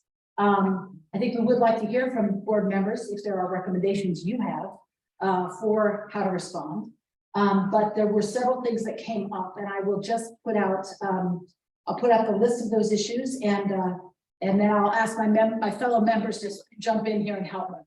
The first question is, how did it happen again, and why did it happen again? And what is in place so that it doesn't happen again? It raises questions about internal mechanisms of monitoring expenditures based against appropriation. And so that raises a lot of questions for us around some of the things that we had talked about in the budget in general. How did the online fees go from 863,000 in 1 year to now 100,000 when most people are doing a lot more online? What are the Abraham's reports recommendations? How have they been implemented, if they have been or not? We felt that we should probably ask for some response from the register to this board around how to answer some of these things, answer our questions. So I'm gonna open it up to my other board members so they can, the other committee members, so that they can help us frame this, and then we'd love to hear from the board other suggestions you might have about how to deal with this issue. If I may, as chair, just to, the process here is nothing other than what Registrar O'Donnell was saying. He wanted to speak to us. This has been done before, just to get information. I think that these are the questions that would be asked of Registrar O'Donnell as he's asking questions about his budget. There'd just be several questions that we'd ask of him with regard to why this happened, how did it happen, how things are progressing, where the online fees are, and things like that. All things that we've kind of been asking every year, and we'll ask once again. It's just part of the budget process. It's nothing out of the ordinary, just a conversation around that. I don't know if the other members have any other things they'd like to add. Maybe the finance committee first might have some thoughts, because they were Barbara and Eric. I don't know if anybody wants to add anything to this. I mean, I just think we need to understand how it happened, and again, and you know, and this can't happen again. And so, you know, somewhere there was a control that wasn't doing its job, and we just need to make sure that something like this doesn't happen again. And the fact that the commissioners not even received a response from their letter from the register is also a concern, that it's just, there's been no response at all. I would agree that, you know, this is the second time this has happened. We've had this conversation before. I don't know where the breakdown was, if there was a breakdown. I guess I would ask the same question, why there was no response to the commissioner's letter, and just to understand what happened and why it happened, and the fact that it can't happen again. I would agree with that as well. Oh, I'm sorry, Mr. Brown. Yeah, so I'm looking at letter March 1st. Is that the correct letter? That's correct. That's the letter which was sent to the register. It seems to cite a statute of Massachusetts general law. Yes. And I guess my question, is this a legal question, or is this a procedural question? And It's a violation of the law. does the law stipulate what the penalties are for the violation of law? No. That's the problem. Okay. I want to push this question harder. With this board, in this consideration, are we being asked to evaluate a legal violation with legal consequences, or are we saying it's a legal violation of an administrative procedure, and what we're actually dealing with here is, I'll say, the management consequences of what could happen between the registry and the county, because this has happened twice. So it's a management, so it's not legal, it may be a violation of law, but those parking illegally. This is the management question we're being asked to talk about, not a legal. Correct. Okay, thank you. I actually look at this as as kind of both issues. It's a legal question. We know it's a violation of the law. But the question is, was there a procedural breakdown that caused the issue? It doesn't sound like there was, but I think we got both questions here that we don't know. And as far as ramifications of not following that law, I don't know the answer to that either. Maybe that's a question for legal counsel as well. Could I ask, I think Director Cronin, maybe you could explain, it was caught because the procedures in the county worked. So I wonder if maybe we should speak about that. Can you just briefly say that, what happened with Sure, that? Sort of explain that. In this case, the registry of deeds had a contract with a consulting firm that expired in July of 2022. It was not funded for fiscal year 23. In August of 22 and in September of 22, services for those consulting services were sent over, an invoice, if you will. In each case, they were held because in each case, no purchase order was delivered for those services. The fundamental reason why they were stopped is because there was no funding to support them. But the evidence was that the registry had engaged in the service. That's why we were receiving invoices. One more, the two instances we're talking about here are August of 2022 and September of 22. And they're really actually two invoices that went in for a single non-existent contract or non-funded contract. So in other words, the event is a continuous event.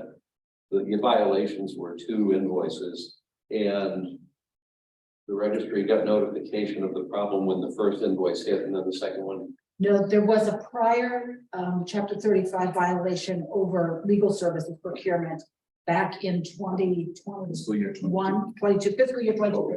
Yeah, so that had happened before. Okay, Yeah. and that's not it. That's not. That's not in this letter, no. Thanks. So this is the second violation, and this violation includes two invoices. Question, Mr. Brown? Liam, do we know of any other sub owners of segments of the budget have had similar issues in the past, or is this the only time this has happened in, say, the past 5 years? My experience is only the last two years, sir, and it has not happened in the last 2 years. There are a lot of members of this advisory board who've been here for many years. I would just ask if any of them ever remember this coming up. I don't remember it ever happened. Before the 1 year ago. I'm sorry to cut you off, Dr. Charlie. Please, no. These two invoices, what were they for? Can you update them? I mean, services what were they about? Can you explain to them? There were services of a consulting firm to deliver lobbying services to the registry of deeds. Lobbying firm to lobby on behalf of, The register, and how much are the invoices? approximately $2,600 each. And was it a budget item in prior years? We just cut it this year? I mean, just, That is correct. we cut it up. That's correct. Why did we cut it? I'm just, The contract was not funded in FY 23. by who? By This board. By you? Well, because you recommended it, probably. I didn't vote for it. It wasn't me. I didn't vote for the contract. I didn't think, but. So the commission is recommending to cut that line out, That's correct. and we approved it, so. That is correct. You cut his budget, elected official, you cut his budget. If you don't want him to hire the lawyers or hire people to help him out, we should basically cut the budget. Cut his lawyer, law bill, part, and. I mean, this committee did vote on a recommendation from the commission. Correct? Correct. Okay, thank you. Welcome. Any other questions? So I think the finance committee will, May I be recognized, Mr. Chair? no, you may not, Mr. O'Donnell. I can't. No. Well, there was no violation, and I can't. do But that myself. you're not recognized. This is the discussion amongst the board. You're not recognized. No, you use this as a platform. We know. Register O'Donnell. That open meeting law violation. Register O'Donnell. Register O'Donnell, you're not recognized. Thank you. You know, Thank in this you. country, you get a chance. Thank to you. defend yourself. You're There not was no recognized. violation. Register O'Donnell, you are out of order and not recognized. May I ask? No, you may not. A request. No, you may not. You may, please be seated. You're out of order. You have not been recognized. Provide the notice. You have not been recognized. You're out of order. Thank you. Any other members have questions? If you'll allow me, and this is only in the spirit of helping this discussion. Sure. It's an observation, not a question, and it goes back to my personal experience in government contracting, federal level. I can picture a scenario where a contract is in place up through the end of a fiscal year, and I'm guessing when it's lobbying, it's sort of, it's the sort of thing that you're trying to push and keep pressure going. And when you move to a new fiscal year, it's not proper to tell someone to keep working. So I'm not arguing that the contracting principles are clear. You cannot tell somebody to keep working without a contract. But I can picture a scenario where a piece of work is going through to the end of the fiscal year, and in anticipation that all the pieces will fall into place, someone would be told, keep working, and we'll get the paperwork to follow up. Not justifying that. I'm trying to get a sense of whether that's probably, or is that likely the dynamics of that situation that we're considering right now. Is we don't want to just stop things because the administrative piece wasn't in place on the 1st of July. I'm just trying to get a sense of the situation. Mr. Chairman, may I make a comment? I'm gonna make a comment, and I think your point triggered this comment. One thing that we could just do as an advisory board would be to just ask the register to respond to the letter sent by the commissioners. I mean, that would be a very logical step. I think Barbara, you brought up that idea that, we have a letter here, so there's an opportunity for the register to put in writing back to the commissioners his understanding of what happened, explaining it, and sharing with the commissioners his perspective. That might just be an ask. It might be nothing more than just an ask. I would suggest one more thing in that case, which would be to also get the commissioners' ideas about what it would do, or what, and it's not necessarily just the registry, but what needs to be done, what would be committed to being done to make sure a third incident doesn't happen, given the circuit. You're totally, as far as I'm concerned, within, looking down the right way to say, listen, we can't do improper, without a contract, you can't spend money, but the situation doesn't sound to me like it's a dire, deliberate, nasty thing. The question is, we got a process that broken down twice. We see how this one broke down. What's the response, but also what would the recommendation be to make sure that kind of a thing doesn't happen? I don't even know if that would require a motion, would it? I don't think it would be a response. Ask for a response. Is there consensus among the board with regard to that? Is that a motion? Did you make a motion to that? And I don't think it's even necessary. It's just be. Oh, I think the motion was made and asked the register to respond to that when you take it up at the time to take up his budget. That's that acceptable. And May 17th. Ask for a response. I May 17th have a response. Are you making that motion? Yes, I will. The Connor is making a motion. I'll second that motion, Mr. Connor. Is there any further discussion? Maybe you heard Mr. Chairman as far as tying that into the budget. You are correct. If it's tied into your budget, you're recognized. Well, certainly. I'm willing to respond to you, Mr. Chair, if we could get a copy of the contract. There was a contract. And who signed the contract? Do you know who signed the contract, Mr. Chair, through you? Mr. O'Donnell, do you wish to address this, or do you wish Well, to? to tie it in, with all due respect, to tie in such an important issue. We talked about reputations earlier, we talked about ad hominem attacks. It shouldn't be tied into the registry budget. One of the reasons, and it was touched upon by the gentleman from Dedham, the commissioners have all kinds of, you've got an attorney here, you have 160,000 in an account. And we don't have, this letter, I was told by Commissioner Stady, written by Commissioner Stady, it was written and advised by Director Cronin with the advice of counsel. And here I have to respond without the advice of counsel because we don't have it. As a matter of fact, there's a second lawsuit at the Superior Court. The registry had to file a pro se because basic budgetary processes that aren't being followed. In Group 2, when you want to put money in between codes, the director's saying, no, you can't do that, even though the money is in an approved budget in Group 2. So to Mr. Connor's point, you're asking for a response, but you're tying it into a budget. We don't have, I would like to have guidance on it. Personally, you should always get guidance on it, But there was no violation. There was a contract. The contract was existed. And all I'm asking, can the commissioners provide the notice of termination to the vendor and the signatories to this contract and the county commissioners? And we pay the bills of the county commissioners. We do it on all kinds of things. So there's another side to the story. And I hate to invoke when I was an assistant district attorney and a defense attorney. I'm getting accused and people are just saying it's a done deal. It was done. It's a violation. It's an accusation and it's a wrong accusation. And it's factually incorrect what's happening. And there was money in the budget. And there'll be another side to the story. I'm just asking not to tie a letter of such import to the budget. I tried to come in. All you have to do, Mr. O'Donnell, is reply to the letter. The money came out of your budget in a violation. So they are tied together. But there was no violation. If there's money, if there's lobbying, right?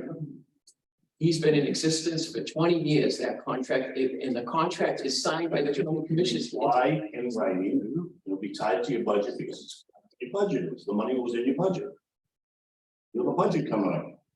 And I know, and the legal fees got cut in the budget, you know, so, you know, we get 7,000 and the commissioners get 160 to chew me up, to attack me personally, like being attacked now. I'm just asking for I'll defend myself. I can defend myself, but it shouldn't be tied to the budget law. The answer should be, there will be an answer. There was no violation. There was an existing contract. I'm asking, before I respond, can you get me a copy of A, the letter awarding the vendor the contract, and B, the notice from County Director Cronin or the county commissioners terminating that contract?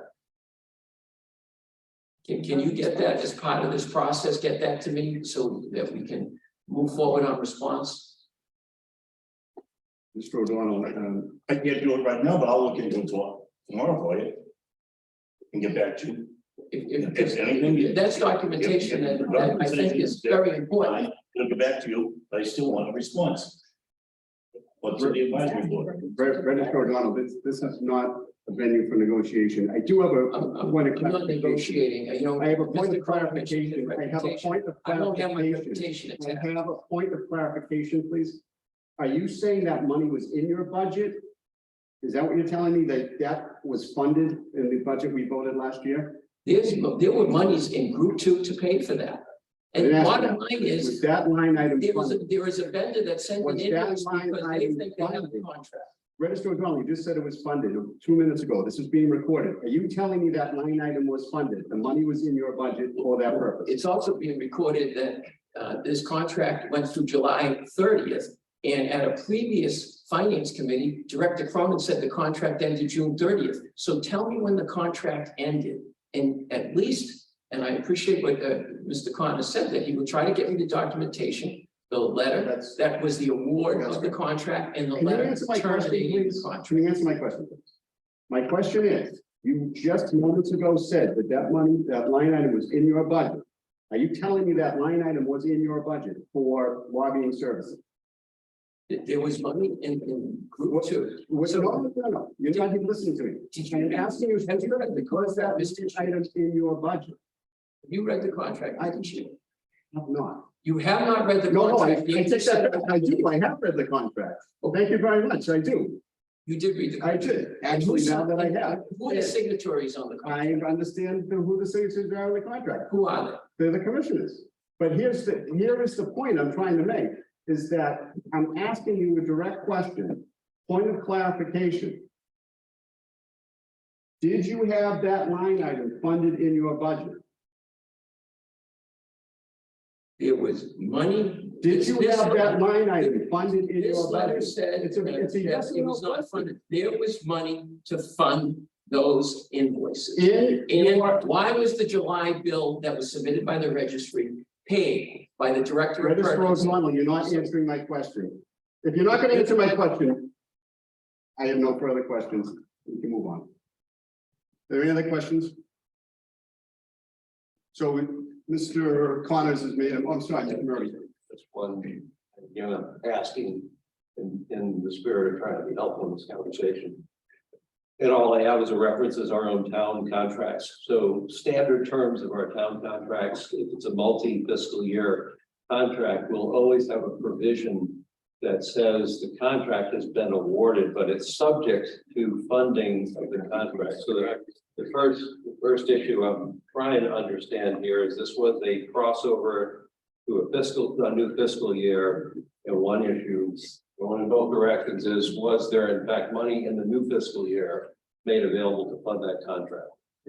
Now, if I understand the comments here, the next question I guess I would have is, as a policy for someone who has a budget, are they allowed to reallocate funds within a particular group to different line items within that budget, or is it absolutely each line item specified? I think that's what this question was. Is someone managing responsible for budget responsible to keep all of the money in the exact line items within a group unless some action is taken to reallocate? Right? It sounds to me like that's the real dispute. We weren't getting straight answers to the question, but I think that's the real situation. If I could briefly, so I think that you seem to be clearing it up. There may have been a contract, may or may not have been a contract in place that may have sort of extended beyond the fiscal year, but it seems pretty clear that the funds were not allocated to that specific item. Having said that, I would recommend to our finance committee or executive committee, get an opinion from council as to what our options are. Then you have a better idea or handle on what direction we can go in. And I think based on what Mr. Connors is saying too, we need to get an understanding of what our ability is to do as an advisory board. I know Bill has different opinions on the way things work. I've talked to him, I listened to him. On this one here, I think that we need an opinion. Because, listen, this is just Bill now doing this twice, this happened. What if everyone says, you know what, grant all the line items you want? I'm gonna take it from here, use it from there, put it in. We kind of have to have some order as to how this works. And maybe we can get someone to tell us, because we'd have a tough time as a finance committee allocating people monies if they're not using the way they're allocated. So, and if we're gonna allow some adjustments, then we allow the adjustments. But we're not gonna. So let's see if we get an opinion and point us in the right direction. Give us our options. Thank you, Mr. Chairman. Thank you, Mr. Padula. Mr. Connors, I believe you have a motion on the floor. Okay, Mr. Beckman, Yes, we're ready for a roll. I'm not sure. You have it motioned and seconded, I believe, correct? I'm sorry. You should probably restate it. Okay. Yeah, So- state the motion. Mr. Connors, you recommend. My motion is to ask Mr. O'Donnell to reply to this letter. In a timely fashion before our budget on May 17th. And it'll be brought up at the time of this budget. And that was seconded by Second. Dr. Chavez. Okay, The reference is first left. I'm not sure it's left. So Phil, you ready to, for the roll? Yes. All right, Avon votes aye. Bellingham, Aye. Braintree. Brookline, Aye. Canton, Yes. Cohasset, Aye. Dedham, Aye. Dover, Foxborough, Franklin, Yes. Holbrook, Medfield, Aye. Medway, Millis, Aye. Milton, Aye. Needham, Aye. Norwood, Plainville, Aye. Quincy, Aye. Randolph, Aye. Sharon, Stoughton, Aye. Walpole. You went home. You went home. Okay, Wellesley, No, never came back. Weymouth, Yeah. and Rentham. Rentham. Okay, Thank you. Phil. We have 68.97. That passes. Good. The next couple of items are both items that the director has previously mentioned. Are there any questions with regard to the sale of the district court and the establishment of a county capital improvement fund? Mr. Polino with the question. Just that the money from the sale will go in that account for now. We're gonna go to the budget, the regular operating account, and then we can move it to that account. That goes to general fund. General fund, and then we can move it to that account at another meeting. That's correct. Okay, thank you. That account be, That's what you're doing tonight. $1,000. $1,000, does it have to say $1,000? Yes. So just over. The $1,000 is part of the motion, that you'll see under the supplemental. I'll make a motion to accept the Quincy District Court sale. And the consideration of activating a county capital improvement fund and seeding that with $1,000 from the current fiscal year's budget. Second. Yes, and there's a procedural piece here. I'd like to recognize the director on this. With all due respect, Mr. Beckerman, the advisory board doesn't have a role to approve the sale of the Quincy District Court. Oh, I'm sorry. I'd rather agree to the language known as motion number 3 to create in accordance with Mass General Law, Chapter 35, Section 28B, subsection I, subsection H, subsection I, a capital improvement fund, in effect allowing the advisory board to create said fund.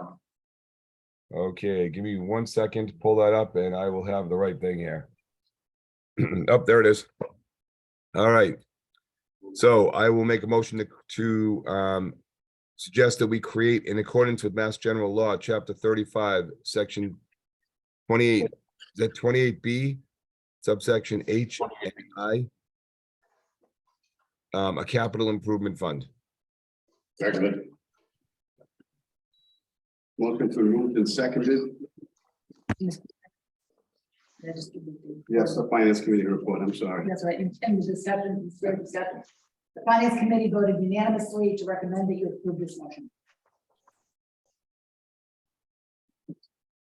Okay, so are we ready for the roll? Yes. Okay, so Mr. Chair, I'm sorry, I didn't mean to step on your toes. We good for the roll?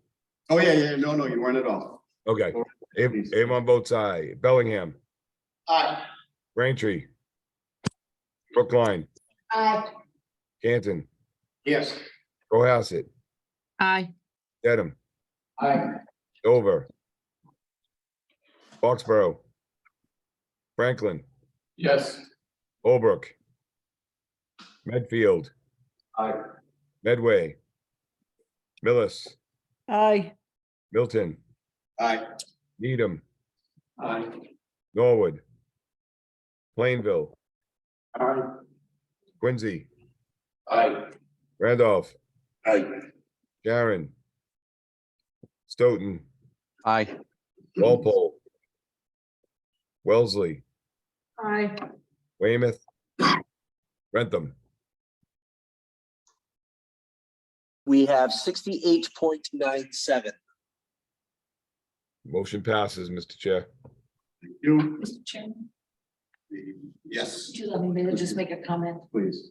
This is an incredible accomplishment for our community to have a capital improvement fund and fund it. It's really quite something for stabilizing our resources. It's really something that I think we should recognize the commissioners and the county director and our chairman for getting us to the place where we actually have this opportunity. Really quite something. Thank you. Item number 6, we've already heard the update. This would be for the approval of a 4th supplemental appropriation for FY23. That would be motion 5 for those who are the language in motion 5.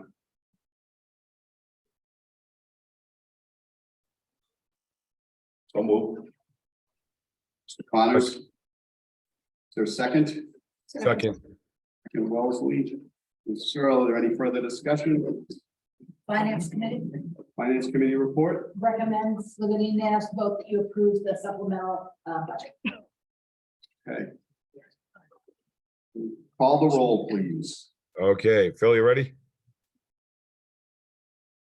I'll be ready in about 2 seconds. So 4th supplemental appropriation, yes, all set.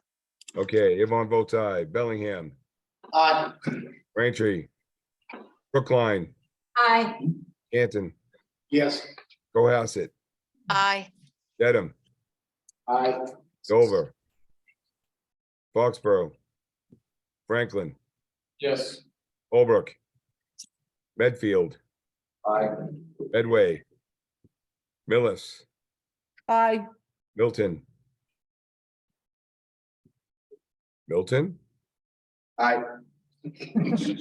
Needham, Aye. Norwood, Plainville, Aye. Quincy, Aye. Randolph, Aye. Sharon, Stoughton, Aye. Walpole, Wellesley, Aye. Weymouth, and Rentham. I have 68.97 affirmative. Motion passes, Mr. Chairman. All right, thank you very much. The next item for consideration is approval for the funding of the memorandum of understanding between ASME Council 93 Local 2417, the registry unit, and the Norfolk County Commission. Is there a motion to approve the funding? So moved. So moved, Wellesley. Second, Second. and Franklin. Any further discussion? Finance Committee. Finance Committee report. The Finance Committee recommends that you approve this motion. We recommend it unanimously for this. Okay, Eric, we call the roll. Okay, Phil, you let me know when you're ready. I'm all set, Mr. Beckerman. All right, Avon votes aye. Bellingham, Aye. Braintree, Brookline, Aye. Canton, Yes. Cohasset, Aye. Dedham, No. Dover, Foxborough, Franklin, Yes. Holbrook, Medfield, Aye. Medway, Millis, Aye. Milton, Aye. Needham, Aye. Norwood, Plainville, Aye. Quincy, Aye. Randolph, Aye. Sharon, Stoughton, Aye. Walpole, Wellesley, Aye. Weymouth, and Rentham. We have 65.54 yes and 3.43 no. All right, motion passes, Mr. Chairman. Thank you. Next item on the agenda is the acceptance of the minutes of the open meeting held January 4th, 2023. Is there a motion to approve the minutes? Motion, Sorry, who made the motion? Oh, Mr. Padula. And who said, Eric, you seconded it? Yep. Okay. We don't need an opinion from the finance committee on this one. You don't. Anyway. Any further discussion? Hearing none, and that's the call, roll be called. All right, Phil. All right, all set. All right, Avon votes aye. Bellingham, Aye. Braintree, Brookline, Aye. Canton, Yes. Cohasset, Aye. Dedham, Aye. Dover, Foxborough, Franklin, Yes. Holbrook, Medfield, Aye. Medway, Millis, Aye. Milton, Aye. Needham, Aye. Norwood, Plainville, Aye. Quincy, Aye. Randolph, Aye. Sharon, Stoughton, Aye. Walpole, Wellesley, Aye. Weymouth, Rentham. We have unanimous 68.97. Motion passes, Mr. Chairman. Thank you. Item 9, the approval of the minutes of the executive session meeting held January 4th, 2023, that these minutes shall not be made public until the matter has been resolved. The motion Motion.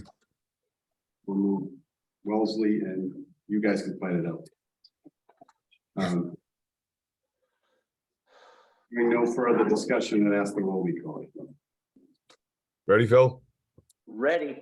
Avon votes aye. Bellingham, Aye. Braintree. Brookline, Aye. Canton, Yes. Cohasset, Aye. Dedham, Aye. Dover. Foxborough. Franklin, Yes. Holbrook. Medfield, Aye. Medway. Millis, Aye. Milton. Aye. Needham, Aye. Norwood. Plainville, Aye. Quincy, Aye. Randolph, Yes. Sharon. Stoughton, Aye. Walpole.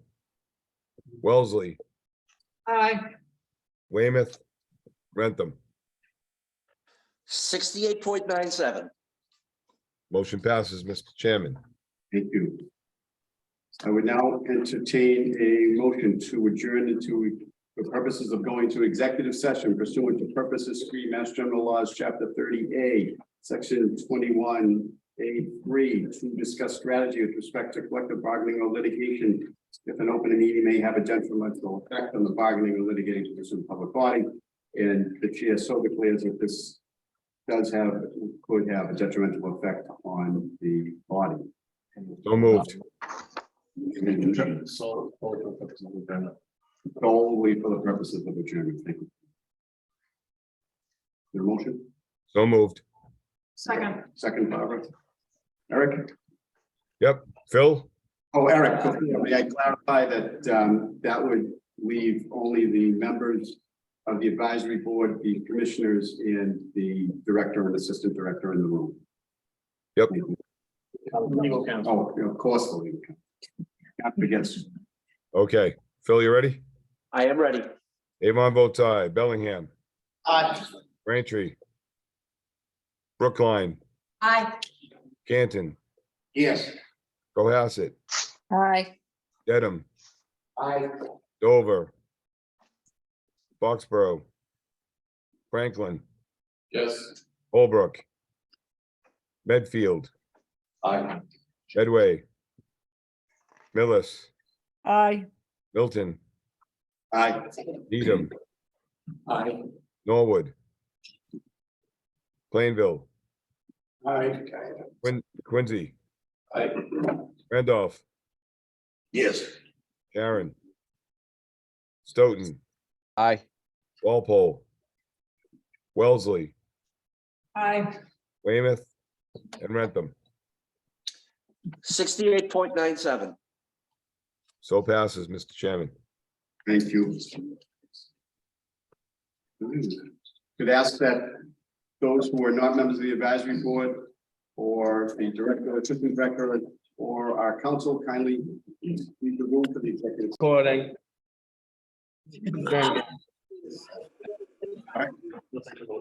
Oh, motion to adjourn the advisory. Back.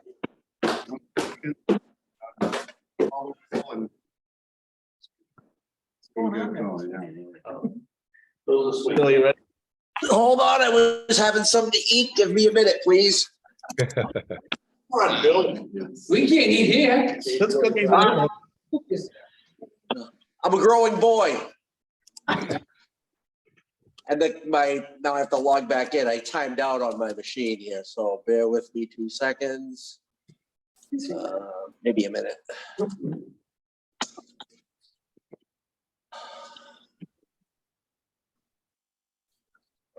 It's just making me log back in remotely, so give me a minute, please. Do we need the percentage, Phil? Can we just do a roll call? And I'm assuming it's unanimous. No, I don't think you need the percentage. I mean, the chair can just declare that it's unanimous. But I'm back anyway. Any opposed? Okay, yes. You're supposed to do roll calls into. Do the roll call. Roll call. Come on, Avon, vote. Come on. Are we ready? I'm ready, yes. All right. Avon votes aye. Bellingham, Aye. Braintree. Brookline, Aye. Canton, Yes. Cohasset, Aye. Dedham, Yes. Dover. Foxborough. Franklin, Yes. Holbrook, Medfield, Aye. Medway, Millis, Milton, Aye. Needham, Aye. Norwood, Plainville, Yes. Quincy, Aye. Randolph, Aye. Sharon, Stoughton, Aye. Walpole, Wellesley, Aye. Weymouth, and Rentham. 8.97. Motion passes. Buddy. Appreciate your time. It's been a long time. Thank you, everyone.